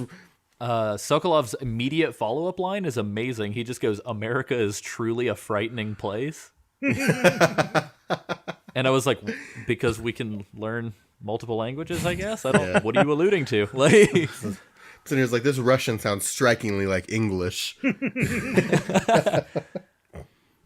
Sokolov's just like, you can read my subtitles. Oh my god. But yeah, also I noticed one weird thing. So did you guys get through? Well, I guess I just answered my own question. So I forgot that I had slit that dude's throat, but whenever Major Tom talks to you on the radio, Snake says, "Sentries, I had to kill them." And so I was wondering, did you guys get any different dialogue there? Did you guys get through it without killing anybody? Accidentally. You know what my MO is, Alessia. Let's not pretend here. Fair enough. I don't think I killed anybody. Did you get a different line there? I'm trying to remember now. Totally slipped. just- I mean, I was running away curious. half the time, so Yeah. I don't think I had time I'm pretty to sure kill he anybody. just. I'm pretty sure he. I'm pretty sure he just tells him that he secured Sokolov or something like that. Yeah. Unless I'm Yeah. remembering it improperly. Yeah. I don't remember him alluding to killing, but Okay. I could be Not, wrong. not- No, I have no idea. Neither do I, but I Sandman's the whole Yeah, whole place. So Cool. Yeah. not the whole place, but I just didn't kill anybody. I tranked them. I just imagined like all animals and all people sleeping in like a carpet of sleeping bodies, and Cole's just walking out of there. People don't get enough sleep these days. So thoughtful. This PSA brought to you by Snake Eater. How's your mattress? But yeah, and so coming out of here, we've got like a weird kind of like, I thought there was going to be a boss battle the first time I played this as a kid. Yeah, that's what I thought too. Yep. But Sam, who do we meet? Well, really quick, like you're sneaking out of the building, and like Snake is trying to like lead Sokolov out of the building, and he's like trying to like I think he's like trying to Kamehameha the air. He's like waving his hands around like a karate master or something. Like he's gonna be able to do anything against armed guards. He's like Mac from It's Always Sunny. He's like kung fuing across this derelict factory building. Yeah, no, absolutely. That's amazing. Thank you for that. But you get but you get surrounded by the KGB guys, and then here comes Mr. Fancy Pants Ocelot and his guns. I love the was way it waiting for reverbs. It's so weird. When he does his Yeah. hand gesture too. Yeah, with like the Oh, like yeah. That's how he summons the rest of his unit because he's Gru, right? Oh yeah. Yeah. And so they No, all he come out of walks the in- woodwork. Yeah, he walks in without his hat, and the KGB sees him and is like, "You're part of the GRU. You're part of the Ocelot unit." And then he puts on the hat and he goes, "You're Ocelot," or something like No, I that. think he's like, I'm the commander. And they're like, Yeah, oh, as he puts on his shit. hat. And then he does his and then the Ocelot unit comes up and wrecks all of the KGB guys. Well, and they have some very stylish striped shirts on under their jackets. Oh yes. Yes, height of Russian fashion post World War II. Is it not hot as fuck to be in full black everything in the middle of the woods? Alessio, the military doesn't care That's true. whether it's American or Russian. You're wearing what they tell you to wear. That's true. Spoken like a true civvy. I'm sorry, everybody. You know better than this, Alessio. So what happens? What happens next could easily just be described as like John Woo wet dream. I think. Oh, so good, Isaac. Do you want to walk us through this next section? I want to hear this it from next your part words, of the scene. Isaac. Okay, so after Ocelot destroys all the soldiers, we see what's his name? Sokolov peeing in his pants, much like I made that part up, but I'm just imagining peeing in his pants because he's shaking. And he gets up and runs away. And Making a very comical sound. yes. And he like peers around the corner and just kind of, it's like, huh? But,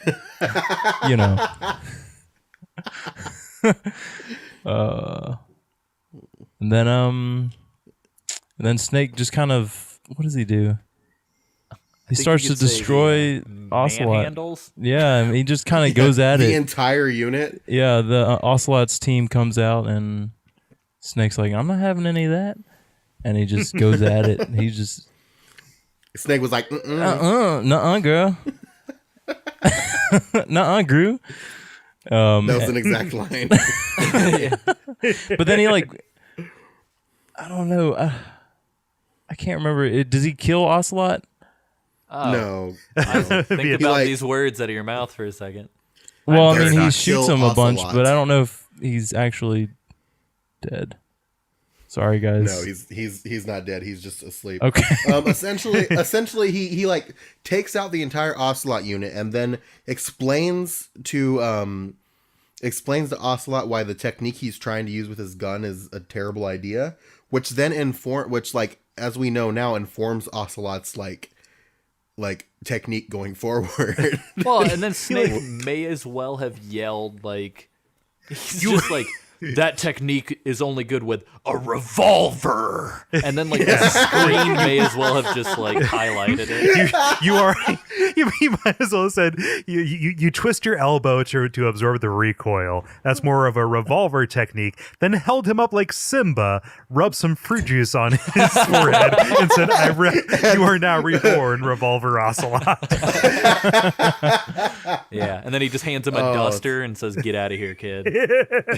but it's super patronizing, and like hands him a duster in a vague British accent and says, "Here you go." But yeah, no, like what is he says, "Oh, that's right, you're pretty good." I think it was Ocelot telling Snake. And that'll come back later too. Like Yeah, absolutely. They kind of have like this weird like bro crush throughout the whole game. Oh, yeah. Yeah. and that even extends like into 5 as well. Oh, Yeah, totally. Absolutely. I will say, as soon as you come to, I think my favorite part is that everyone's just knocked out everywhere. Yeah. It's just And, bodies everywhere. You can pull out any of the guns and shoot Ocelot in the face if you don't want to deal with him, but it will cue a time paradox. Yeah. So it'll say game over, except it'll say time paradox. Yeah. Yep. Which is fantastic. Which is pretty good. One of our listeners actually wrote in about that. It's fantastic. But yeah, so you survey the savagery that you've committed upon these poor defenseless ocelots. They were not defenseless. They had like machine gun. This is one of the most feared units in the one of the 2 superpowers in the world at that point. And they're named after the cutest animals on the planet. Aww. Babu.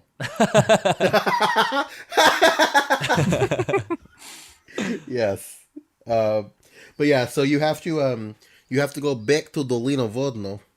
Well, and thank God they do this through cutscene, because had they tried to do any sort of escort mission this early in the game, I would have been like, Oh, my goodwill is gone. yeah. Yeah, no, I love you, Kojima, but I can't do this. I wasn't like I got confused for a second because I forgot that it wasn't an escort mission. So I was looking for Sokolov, and I was like, fuck it, I'll find him.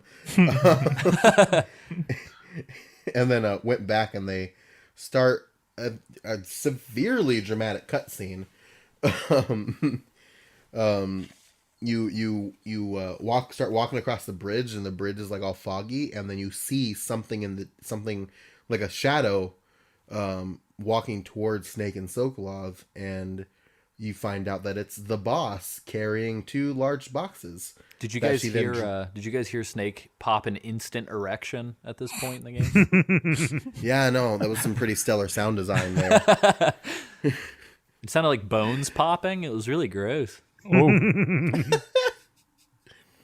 Sorry, Oh continue. my God, Sam. Leslie. No, but like you see the boss, and she drops these 2 large boxes on the bridge. It makes the bridge shake for like one of the few times that it actually does. This physics-defying bridge. And you find out that the boss has defected to the Soviet Union, and Snake is not okay with that at all. Do you want to Yeah. talk more about this situation? So essentially, the boss asks Snake to, she says, "You're handing Sokolov over to me," and before Snake can really sort of question her any further, essentially a plague of bees comes out of the sky, and absorbs Sokolov, who is then like picked up by this creepy frog man. Also, then there's magically a helicopter over their heads, which we didn't hear approach at all. And, How have I never heard the fear described as creepy frogman? I don't know. He's a creepy. That's the frog first man. time I've heard that, and it's perfect. They play it pretty fast and loose with which animal the fear is supposed to be aligned with. For sure. This whole thing, like these guys are like these are the X-Men, like they're X-Men. Yeah, like this one can control. Toad. This one can control bees, and this one is just Toad, and this one is really old. Yeah, This one doesn't speak. that one X-Man whose power was that he was really old. Whose eyes can like grossly pop out of his head. Yeah. Yeah, I love how he's like, "It's been a while, boss," and then it's like, and it's like, "Oh my God, Yeah. what the fuck is that?" just don't stop. Yeah, but seriously though, the magic stealth helicopter had me laughing my ass off because it was just like all of a sudden, just like, and you're like, "Whoa!" And so they just like snatch him up, and the boss is like slowly explaining her defection, and then Volgin walks up, who again, like all good X-Men, just has lightning powers for no fucking reason. Yeah. And as he walks up, he says what feels like a nonsense phrase, "Kuwabara, Kuwabara," but is actually, I forget what language it is, but it's supposedly, it's like mulberry, and it's based on, I think, a Chinese myth that lightning never strikes a mulberry patch. Oh wow. Oh wow. That's awesome. I was gonna Yeah. research that, Dang. and I did not. So thank you, Cole. Hey, So you know. like so essentially he's like warding the lightning off of himself. Is that what he's trying to do? Yes. Oh wow, That's crazy. Awesome. But yeah, so essentially he asks like, "Oh, is this one of your men?" And she says, "No, he hasn't found his emotion to bring into battle yet." And so Volgin essentially says, "Well, hey, he's seen my face. We have to kill him." And he pulls these like M16 rounds out of his pocket and kind of like mimics Wolverine with bullets. Yeah. Just to further dive into the continuing X-Men. the X-Men theme. Yeah. Yeah. And you can also notice too, you see his feet from time to time. He's totally wearing a fucking X-Men outfit under that trench coat. But the boss stops him and says, "No, he's my apprentice. Like I'll take care of him." And her and Snake the whole time are just doing these weird like looks across the dance floor, if you know what I mean. Like they're just shooting eyes at each other. And so she approaches Snake and proceeds to disarm him and pull his gun apart and beat the shit out of him. And she breaks his arm, and everyone in the helicopter kind of points and laughs, and they're like, "Oh, he's not one of us." or like the new blood has been rejected, which is like a very Bloodborne phrase and creeped me out. Yeah. But it's like, wait a minute, were you considering recruiting me? I don't think I would have wanted to join. Also, Yeah. boss, did you just dismantle my gun with one hand? Because I totally think you did. It was ridiculous. But yeah, so in this moment, like they reach hands and they kind of, again, they like lock eyes for what feels like a really long time. And then she throws Snake off the bridge, but before he is completely fallen, he puts his hand around her bandana and pulls it off of her. Yeah. And then Snake falls into the water. Seems like everybody kind of watches to make sure he's not going to come up for air anytime soon. And once they've unprofessionally and very poorly determined that he's dead, they all wander away. Yeah. Nobody goes to check. Yeah. Nobody Nobody confirms shoots or anything. confirms kill, peppers the water with bullets, sends nature's bullets after him. Yeah. Nothing. The two things that we did kind of overlook really quickly is that before the Sokolov gets kidnapped, we see his weapon of mass destruction on the ridge. So we see Sokolov's proto Metal Gear, I guess, the Shagohod. Yes, the shambling behemoth.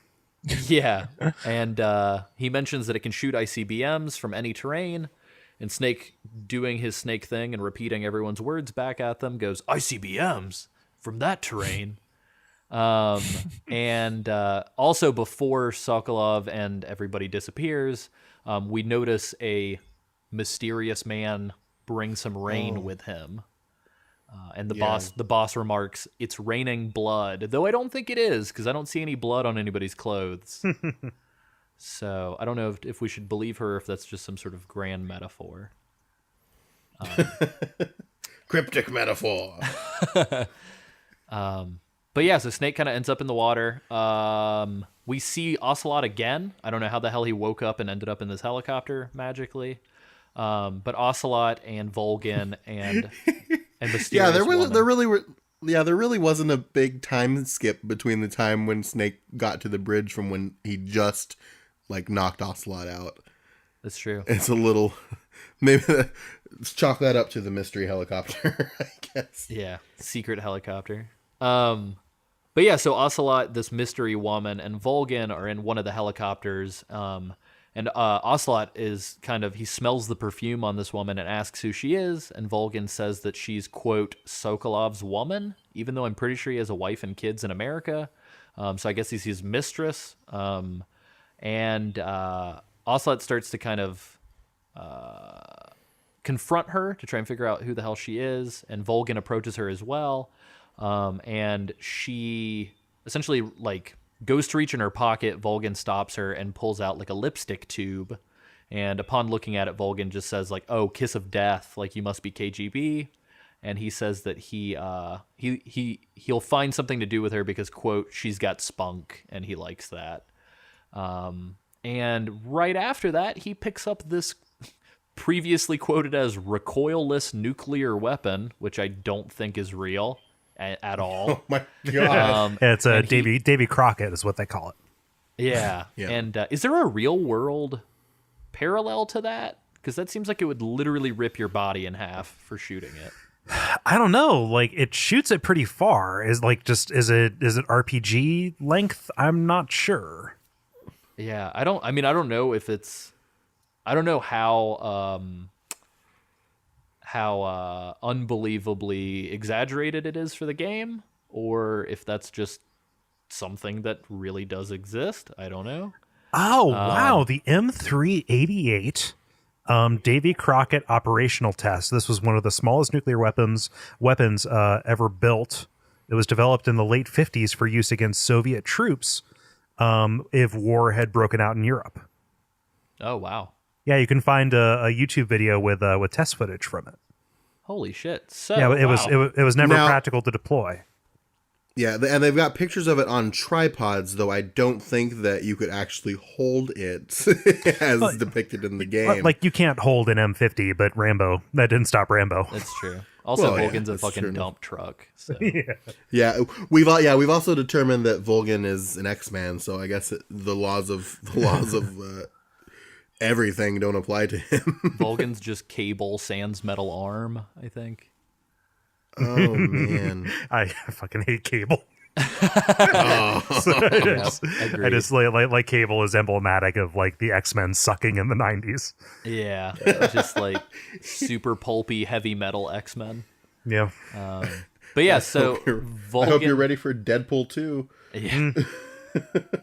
Volgan arms his gift from his American defector, and Ocelot asks him what the fuck he's doing, and he says he's going to essentially torch Sokolov's research facility. And Ocelot, who actually still has like a semblance of humanity, is like, those are your countrymen, like you can't kill them. And he's like, well, it's not me, kind of implying that it's going to be blamed on the boss. And arguably, we can call this the inciting incident for the rest of the game, which this single event is what creates the behind the scenes kind of conflict throughout the entire game. And so Volgan lets her rip and fucking blasts this, like, I don't know, we don't get a good look at it. It kind of looks like a weird, like, futuristic, like, it reminds me of like where the future people live in the time machine a little bit.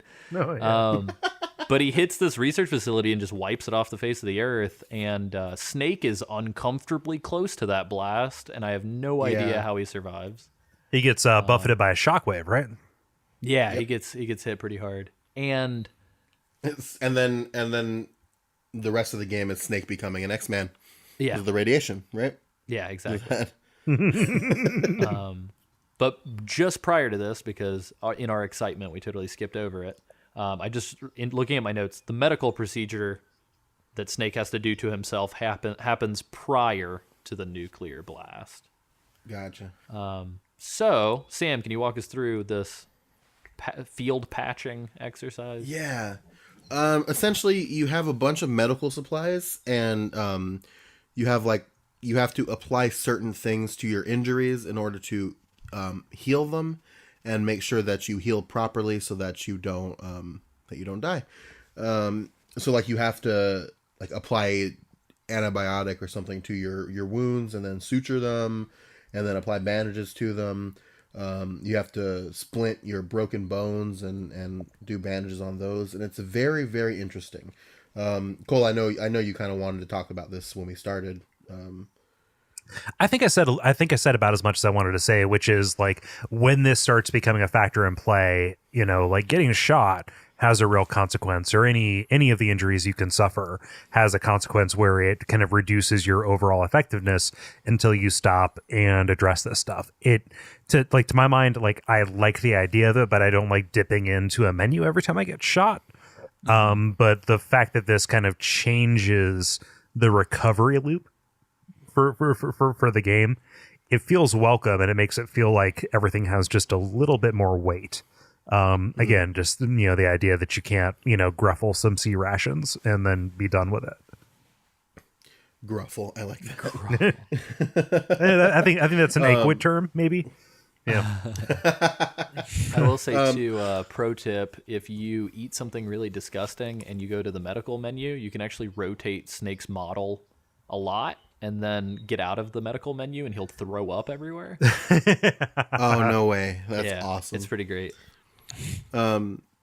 No, yeah, I agree with you, Cole, on that. It really does, and it also sort of hammers home the be stealthy thing too. No, because you don't want to risk any unnecessary conflicts and wind up having to deal with the medical menu because you don't want to have to worry about it, and it really does accentuate the stealth nature of the game. Yeah. Don't let anybody see you. because the punishment is annoyance. Yeah. When they make it seem like the punishment is you're going to be abandoned and the United States won't acknowledge your existence, but it's annoyance. No, it's just annoyance. And likewise too, I will say a fun little thing is the fact that he uses the boss's bandana as a what the hell are they called? A sling. Sling. There we go. He used it as a sling for his broken arm, which I found kind of, I don't know. It was funny to me that she was the one to break his arm, and then he's still using her to kind of help him get better from it. Yeah. It was an interesting. I don't know if that was an intentional kind of visual metaphor, but I thought it was interesting. Yeah, I mean, there's a continuity there. Yeah. You know, like even down to when we get to Solid Snake and he has his bandana, like there's nothing to indicate that this is actually the same thing. But like we see him, like this is the origin story for the bandana as part of the overall Snake design, right? I wish the game was just Metal Gear Solid 3 Origins : bandana. Yeah. It just cuts to VO at like arbitrary parts where it's just like, and that's when I knew I'd be with Snake forever. It starts out with like the cotton plant that would be harvested to become it. Oh my It's just a god. Forrest Gump story from the Oh perspective of my bandana. goodness. I love it. I love it. I'm gonna work on My that script mama as soon always as we used hang up. My mom always used to say life was like a sneaking mission. You never know what you're gonna get. That's amazing. On-site procurement. Well, nice. So I know this is technically part of the next section, but how can we not talk about it, guys? Let's do it. As soon as this happens, and when we see this cutscene, we're prompted to save, and then James Bond music. This is great. I love it. So good. The Snake Eater theme song. Not only because like it is very explicitly a riff on Goldfinger because it has the same number of syllables. Yeah. Yeah. I love My the God, I this is- love the snaky text. Like all Yeah. of the credits are just like snaking around, and they have to put Yeah. the credits multiple times just so you have enough time to read them. Yeah. Yeah, like in different languages, like they switched to Russian eventually, and it's just it's really good though. And like you can like change the patterns that are flying across the screen, and I think if you press in like one of the three buttons, like the L3 or R3, you can make the girl whisper "Snake Eater." It's also great because the underlying texture behind all of the motion graphics is camo texture. Oh yeah. And so like with different verses or with different movements as it goes around, like the background is a different kind of camo. Yeah, it's great. I love all the mirror stuff too. How they'll like mirror like this, like it looks like venom or blood at one point. I don't know. It very much so reminded me of like the Venture Brothers opening theme as well. Oh, for sure. Which again is like a play off of Johnny Quest, which is in turn a play off of James Bond. I'm sure. Yeah, but like just this like super 60s pulp kind of feel. Yeah. I love it. The lyrics are total bullshit in her song, so you With should definitely not listen to it darkness for lyrical and content. silence through the Do night. it, Sam. What a thrill!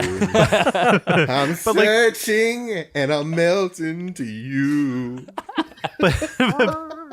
But it's like it's great because like the vocal performance, she totally commits to it. It reminds me No, of it's beautiful, but what is it? Have you guys seen the movie Blazing Saddles? Yes. yeah, You know, that has that like really, like this totally played straight kind of like a theme song to it, right? Which I think was nominated for some awards or something. And Yeah. Mel Brooks felt terrible because he gave this I forget who the artist was. He gave this artist like totally farcical lyrics, and then he sang it with all of his heart. Yeah. And like it made it I this just- wonderful thing. And like I totally think that's what's happening here too. I agree. Can I just like read these lyrics really quick for you? Please. It's Yeah, not go. a whole lot of them. I'm just gonna straight up read them. What a thrill, with darkness and silence through the night. What a thrill. I'm searching, and I'll melt into you. What a fear in my heart, but you're so supreme. I'd give my life, not for honor, but for you, Snake Eater. In my time, there'll be no one else. Crime, it's the way I fly to you, Snake Eater. I'm still in a dream, Snake Eater. And then my favorite part, someday you go through the rain, and someday you feed on a tree frog.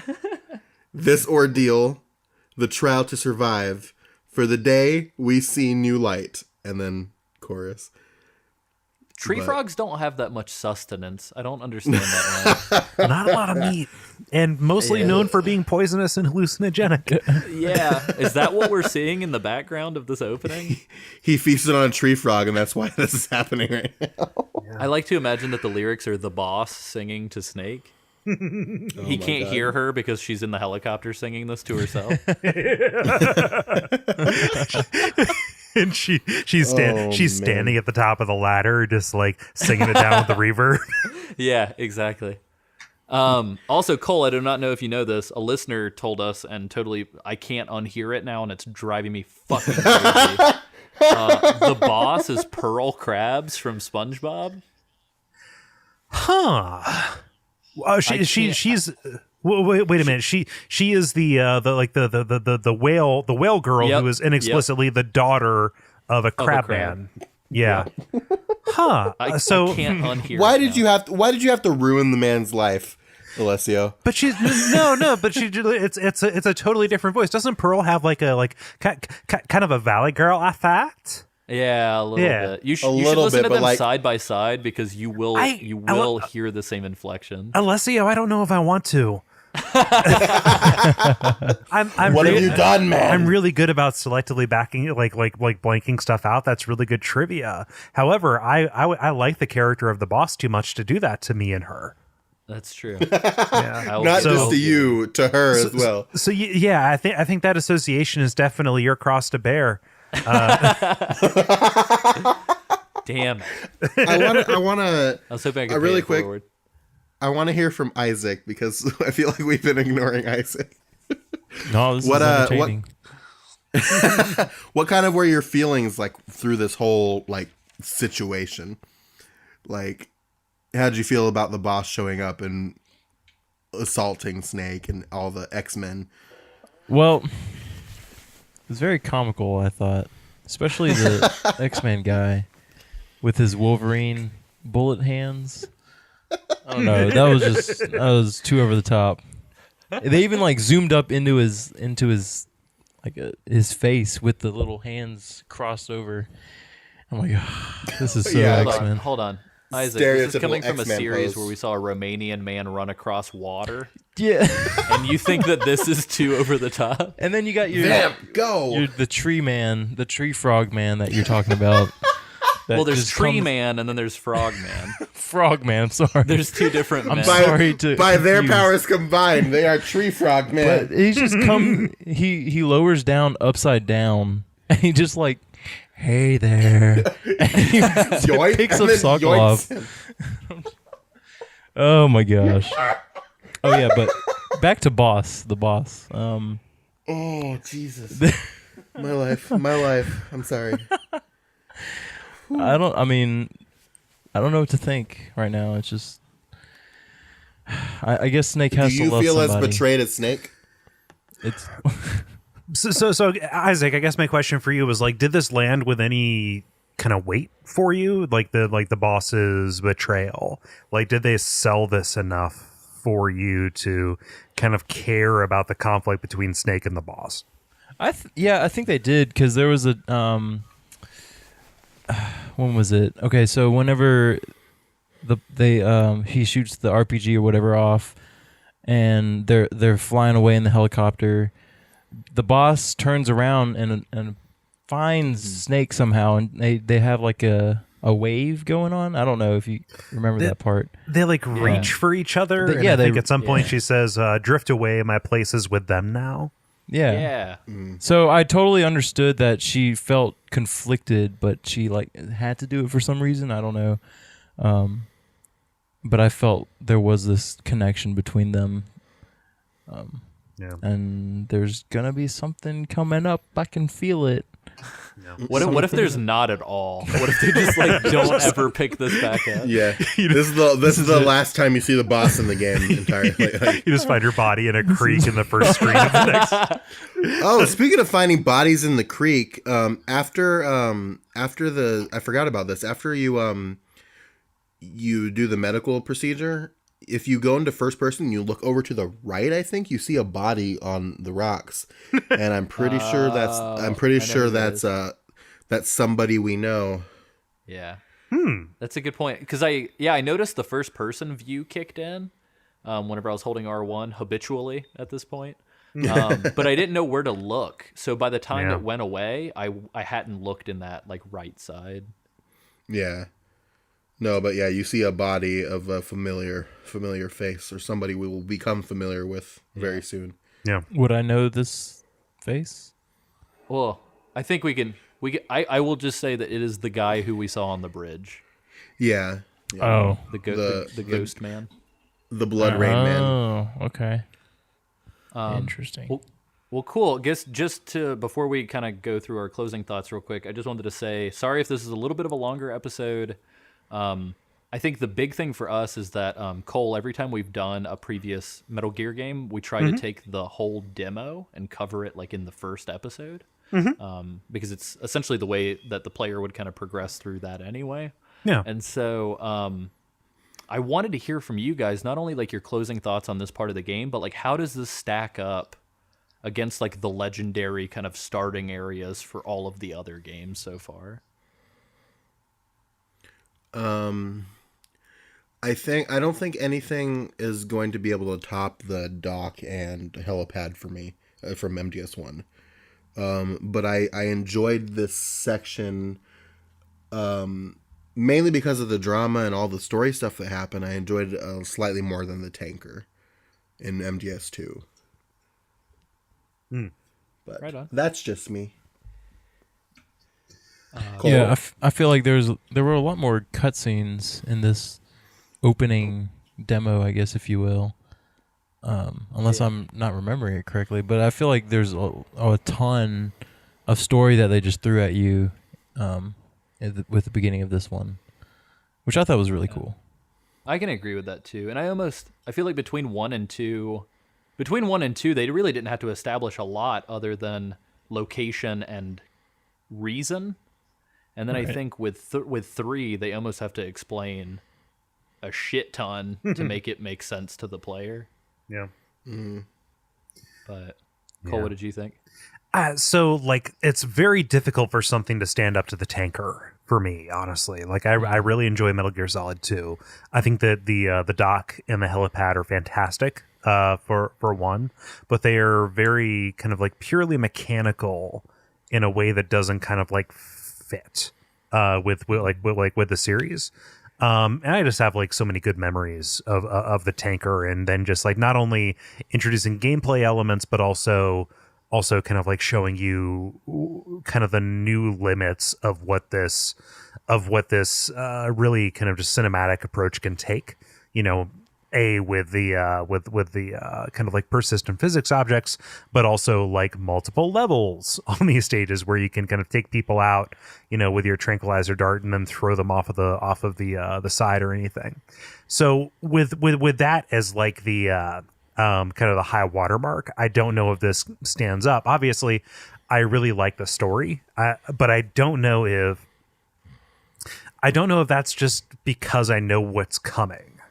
Right, taken on its own without kind of the future context of what's going to happen in Metal Gear Solid 3, a game that I have a lot of goodwill towards, just because it is a fantastic experience.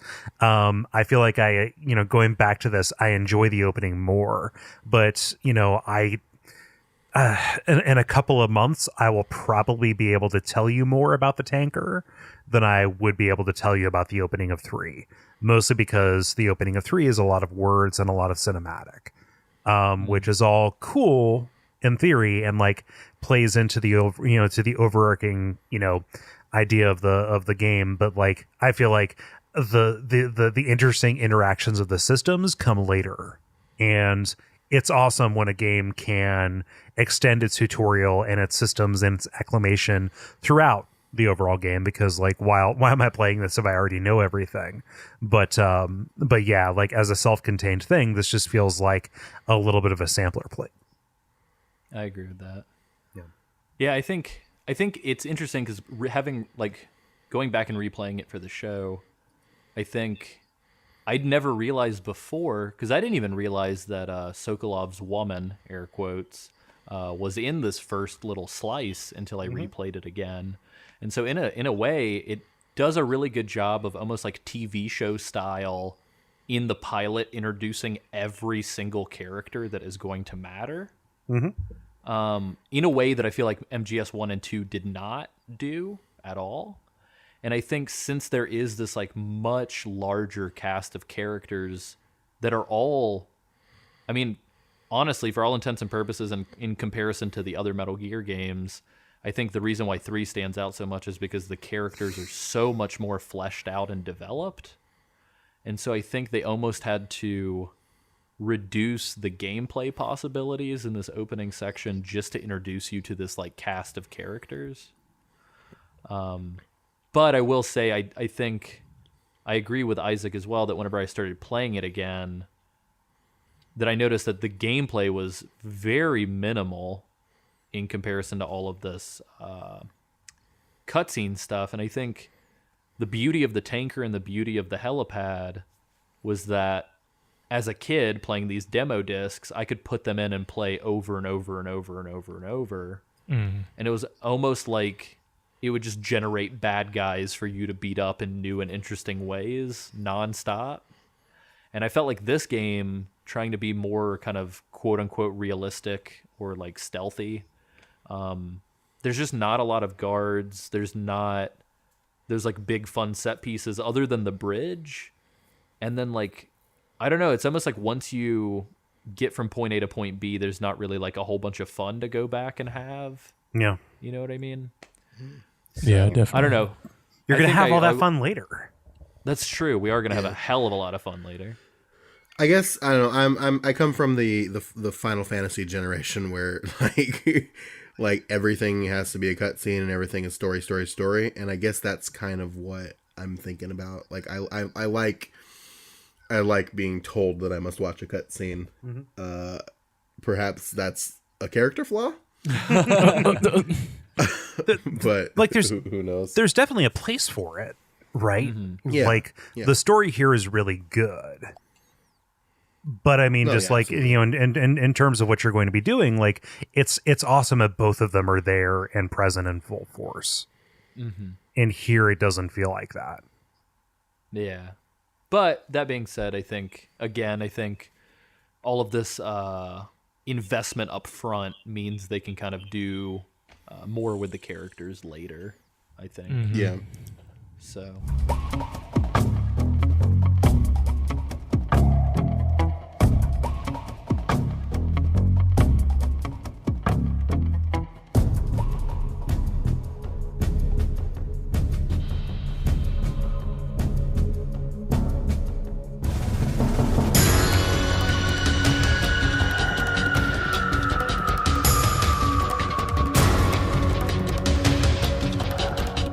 But yeah, so no, I'm super excited. It was awesome to have you on the episode, Cole.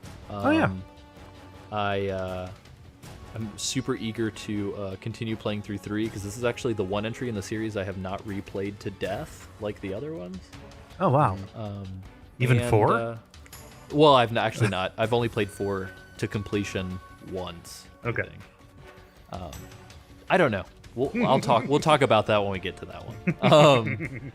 But no, it was great having you on the show, and I definitely wanted to give a shout out to all of our listeners who've been super supportive and have made it possible for us to be motivated enough to do this show every week for 6 months. Yeah. And here's to 6 more months. So Cole, I definitely want to let you plug stuff that you want people to go check out. So where can people find you? No, first, thank you for having me on. I hope that my goofballery didn't extend this episode artificially. But no, go to duckfeed.tv. That is a place where all of our shows are hosted. I really love our co-hosts and our community, and I think that it is. I'm proud of the work that we do. If you want to follow me on Twitter, I'm at Kole Ross, and I try and tweet funny stuff on occasion. It's not all just self-promotion kind of stuff. And that's Koleross. Yes, for all of thank you you. Who want to spell Cole with a C. Yeah, like Mortal Kombat Cole, not coleslaw Cole. What did TJ spell it? He spelled it KOL, which was fun. Oh yeah, Cole. Kingdom of Loathing is what I saw when I saw that. Oh yeah, nice. That might date my internet habits a little bit. No, I think that's fantastic. I would love to be associated with Kingdom of Loathing. Those guys are great. I love Kingdom of Loathing. Can we just talk? Yeah. Can we do a Kingdom of Loathing podcast now and just not talk about Metal Gear anymore? But like, Yeah. but like Zach, Kevin, and Riff do that already. It's like a That's thing. right. Yeah, Video Games well, Hot Dog, yeah. right? Yeah. Yeah. Well, no, also the Kingdom of Loathing podcast. Like they're great. Oh, that's right too. Yeah. Fuck. Those guys. They've been on you guys' shows a couple times too. Yeah, they're buddies.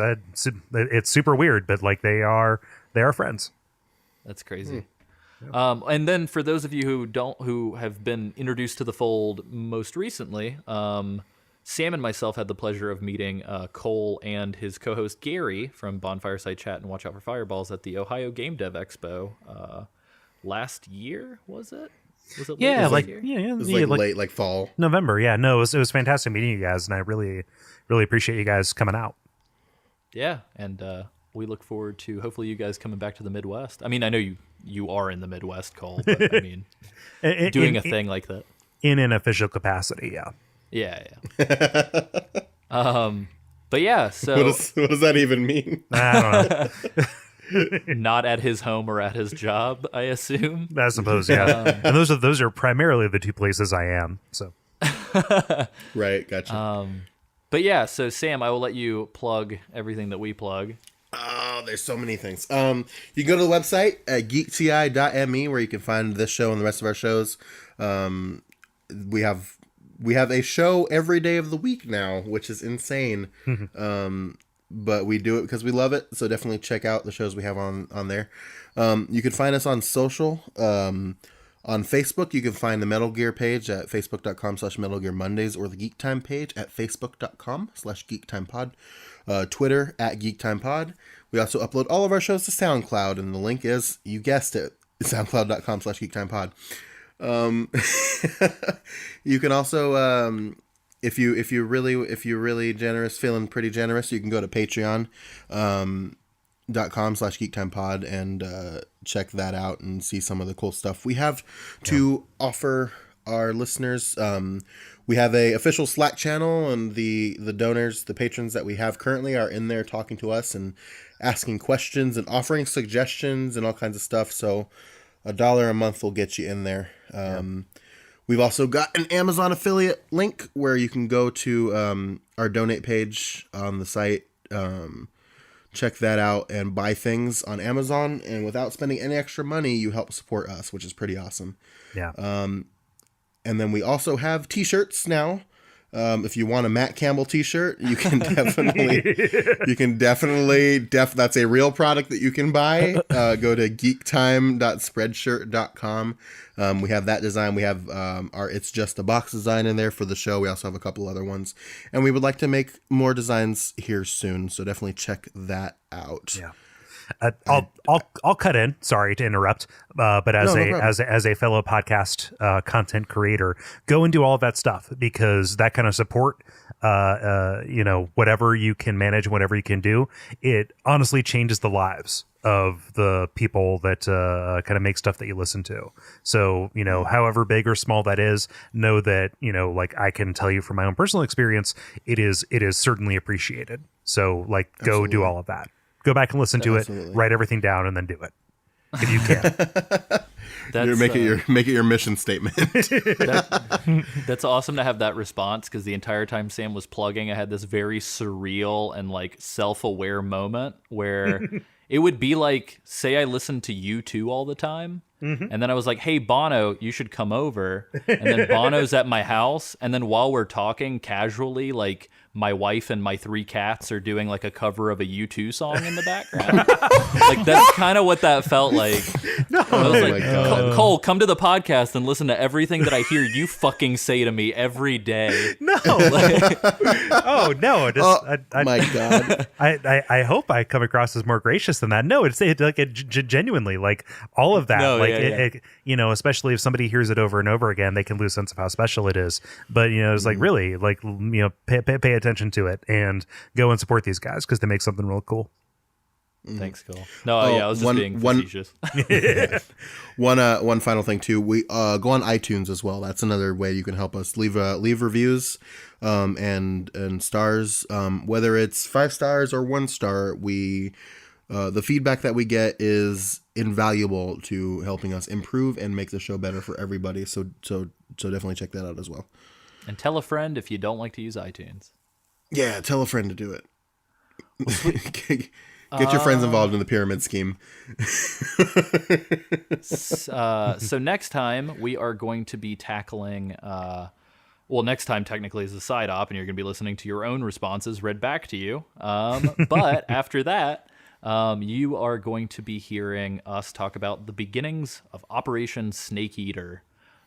So it's super exciting, and we will be sure to tell you guys more about that in the Slack and on Facebook. So check us out. Sam, my brain has rotted on me for a second. Who the hell is our guest for that episode? It's not Zach, is it? No, it is TJ. Sorry, I was trying to give you the Oh, alley-oop yeah, it for is. the exciting announcement. No, did your brain actually melt? No, it is TJ. Or you okay? I was trying to trick you. Because you did. Congratulations. Mission We're accomplished. not friends anymore. Ah, shit. But yeah, This podcast is over. Longtime listener, longtime responder, friend of the show, TJ, is going to be on the show. And we're excited.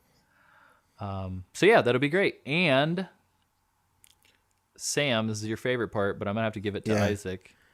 Oh. Isaac, it's been a while, What? buddy. Yeah. Where can people find you? You can find me online on the internet. Specifically? It's cardboard. Oh, no. Internet. No. No? Cardboard internet. Crap. Google Cardboard? Just a box. No, Isaac. No. We're not done yet. I I don't know what That's I'm doing. that's I where don't I'm know what cutting I'm it. doing anymore. All right, guys. You're supposed to plug your Twitter account. Doesn't have a twit. We've got 4 more. We've got 4 more followers. How many followers does Isaac have? How many do I have? Right now, 21 followers. He has 21 followers and 0 tweets. All right. We're We've helping got, to build it up. We've got Troy Colton, who is linked to us in mysterious ways we won't go into. Also, I've got Mike Hazelberg.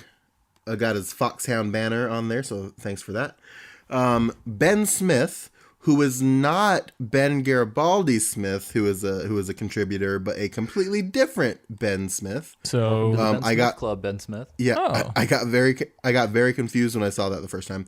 And then Andy Royd, who his profile picture is the greatest thing, and I will have to send it. It is a box man. It is a man made out of boxes. Andy Royd sounds like a pseudonym. Yeah, that's a porn name. Oh Jesus! Well, so, Call me Andy Royd. he's the cyberpunk porn star. Alessio, these are my followers. My God. We're talking about here. Sorry. Yeah, so Cole, through the process of the show, Isaac did not have a Twitter account, and we forced him to get one, and so it doesn't have a twit, and he never uses it, and we're placing bets to see how many followers he has to take or get before he makes his first tweet. I gotcha. Okay. So, yeah, awesome. So, Sam, where can people find you? You can find me on Twitter at SamWrightDPS. If you want to get a hold of me for like a website thing or a Metal Gear Mondays thing, you can email me at admin@geekti.me or samw@geekti.me.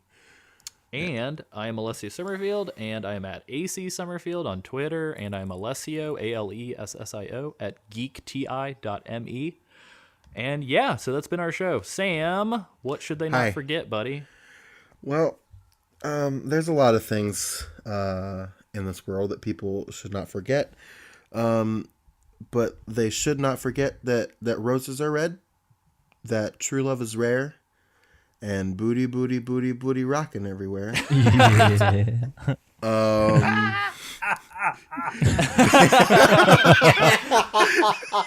That's fucking funny. That was good. That was really good. Your voice sold it. Thank you.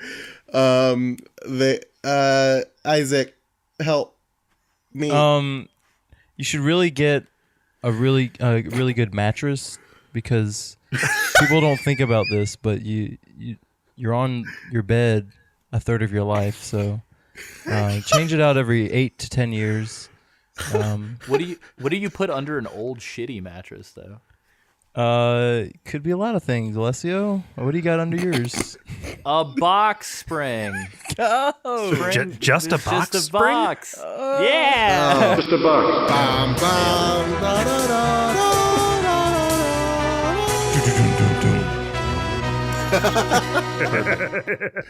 Beautiful.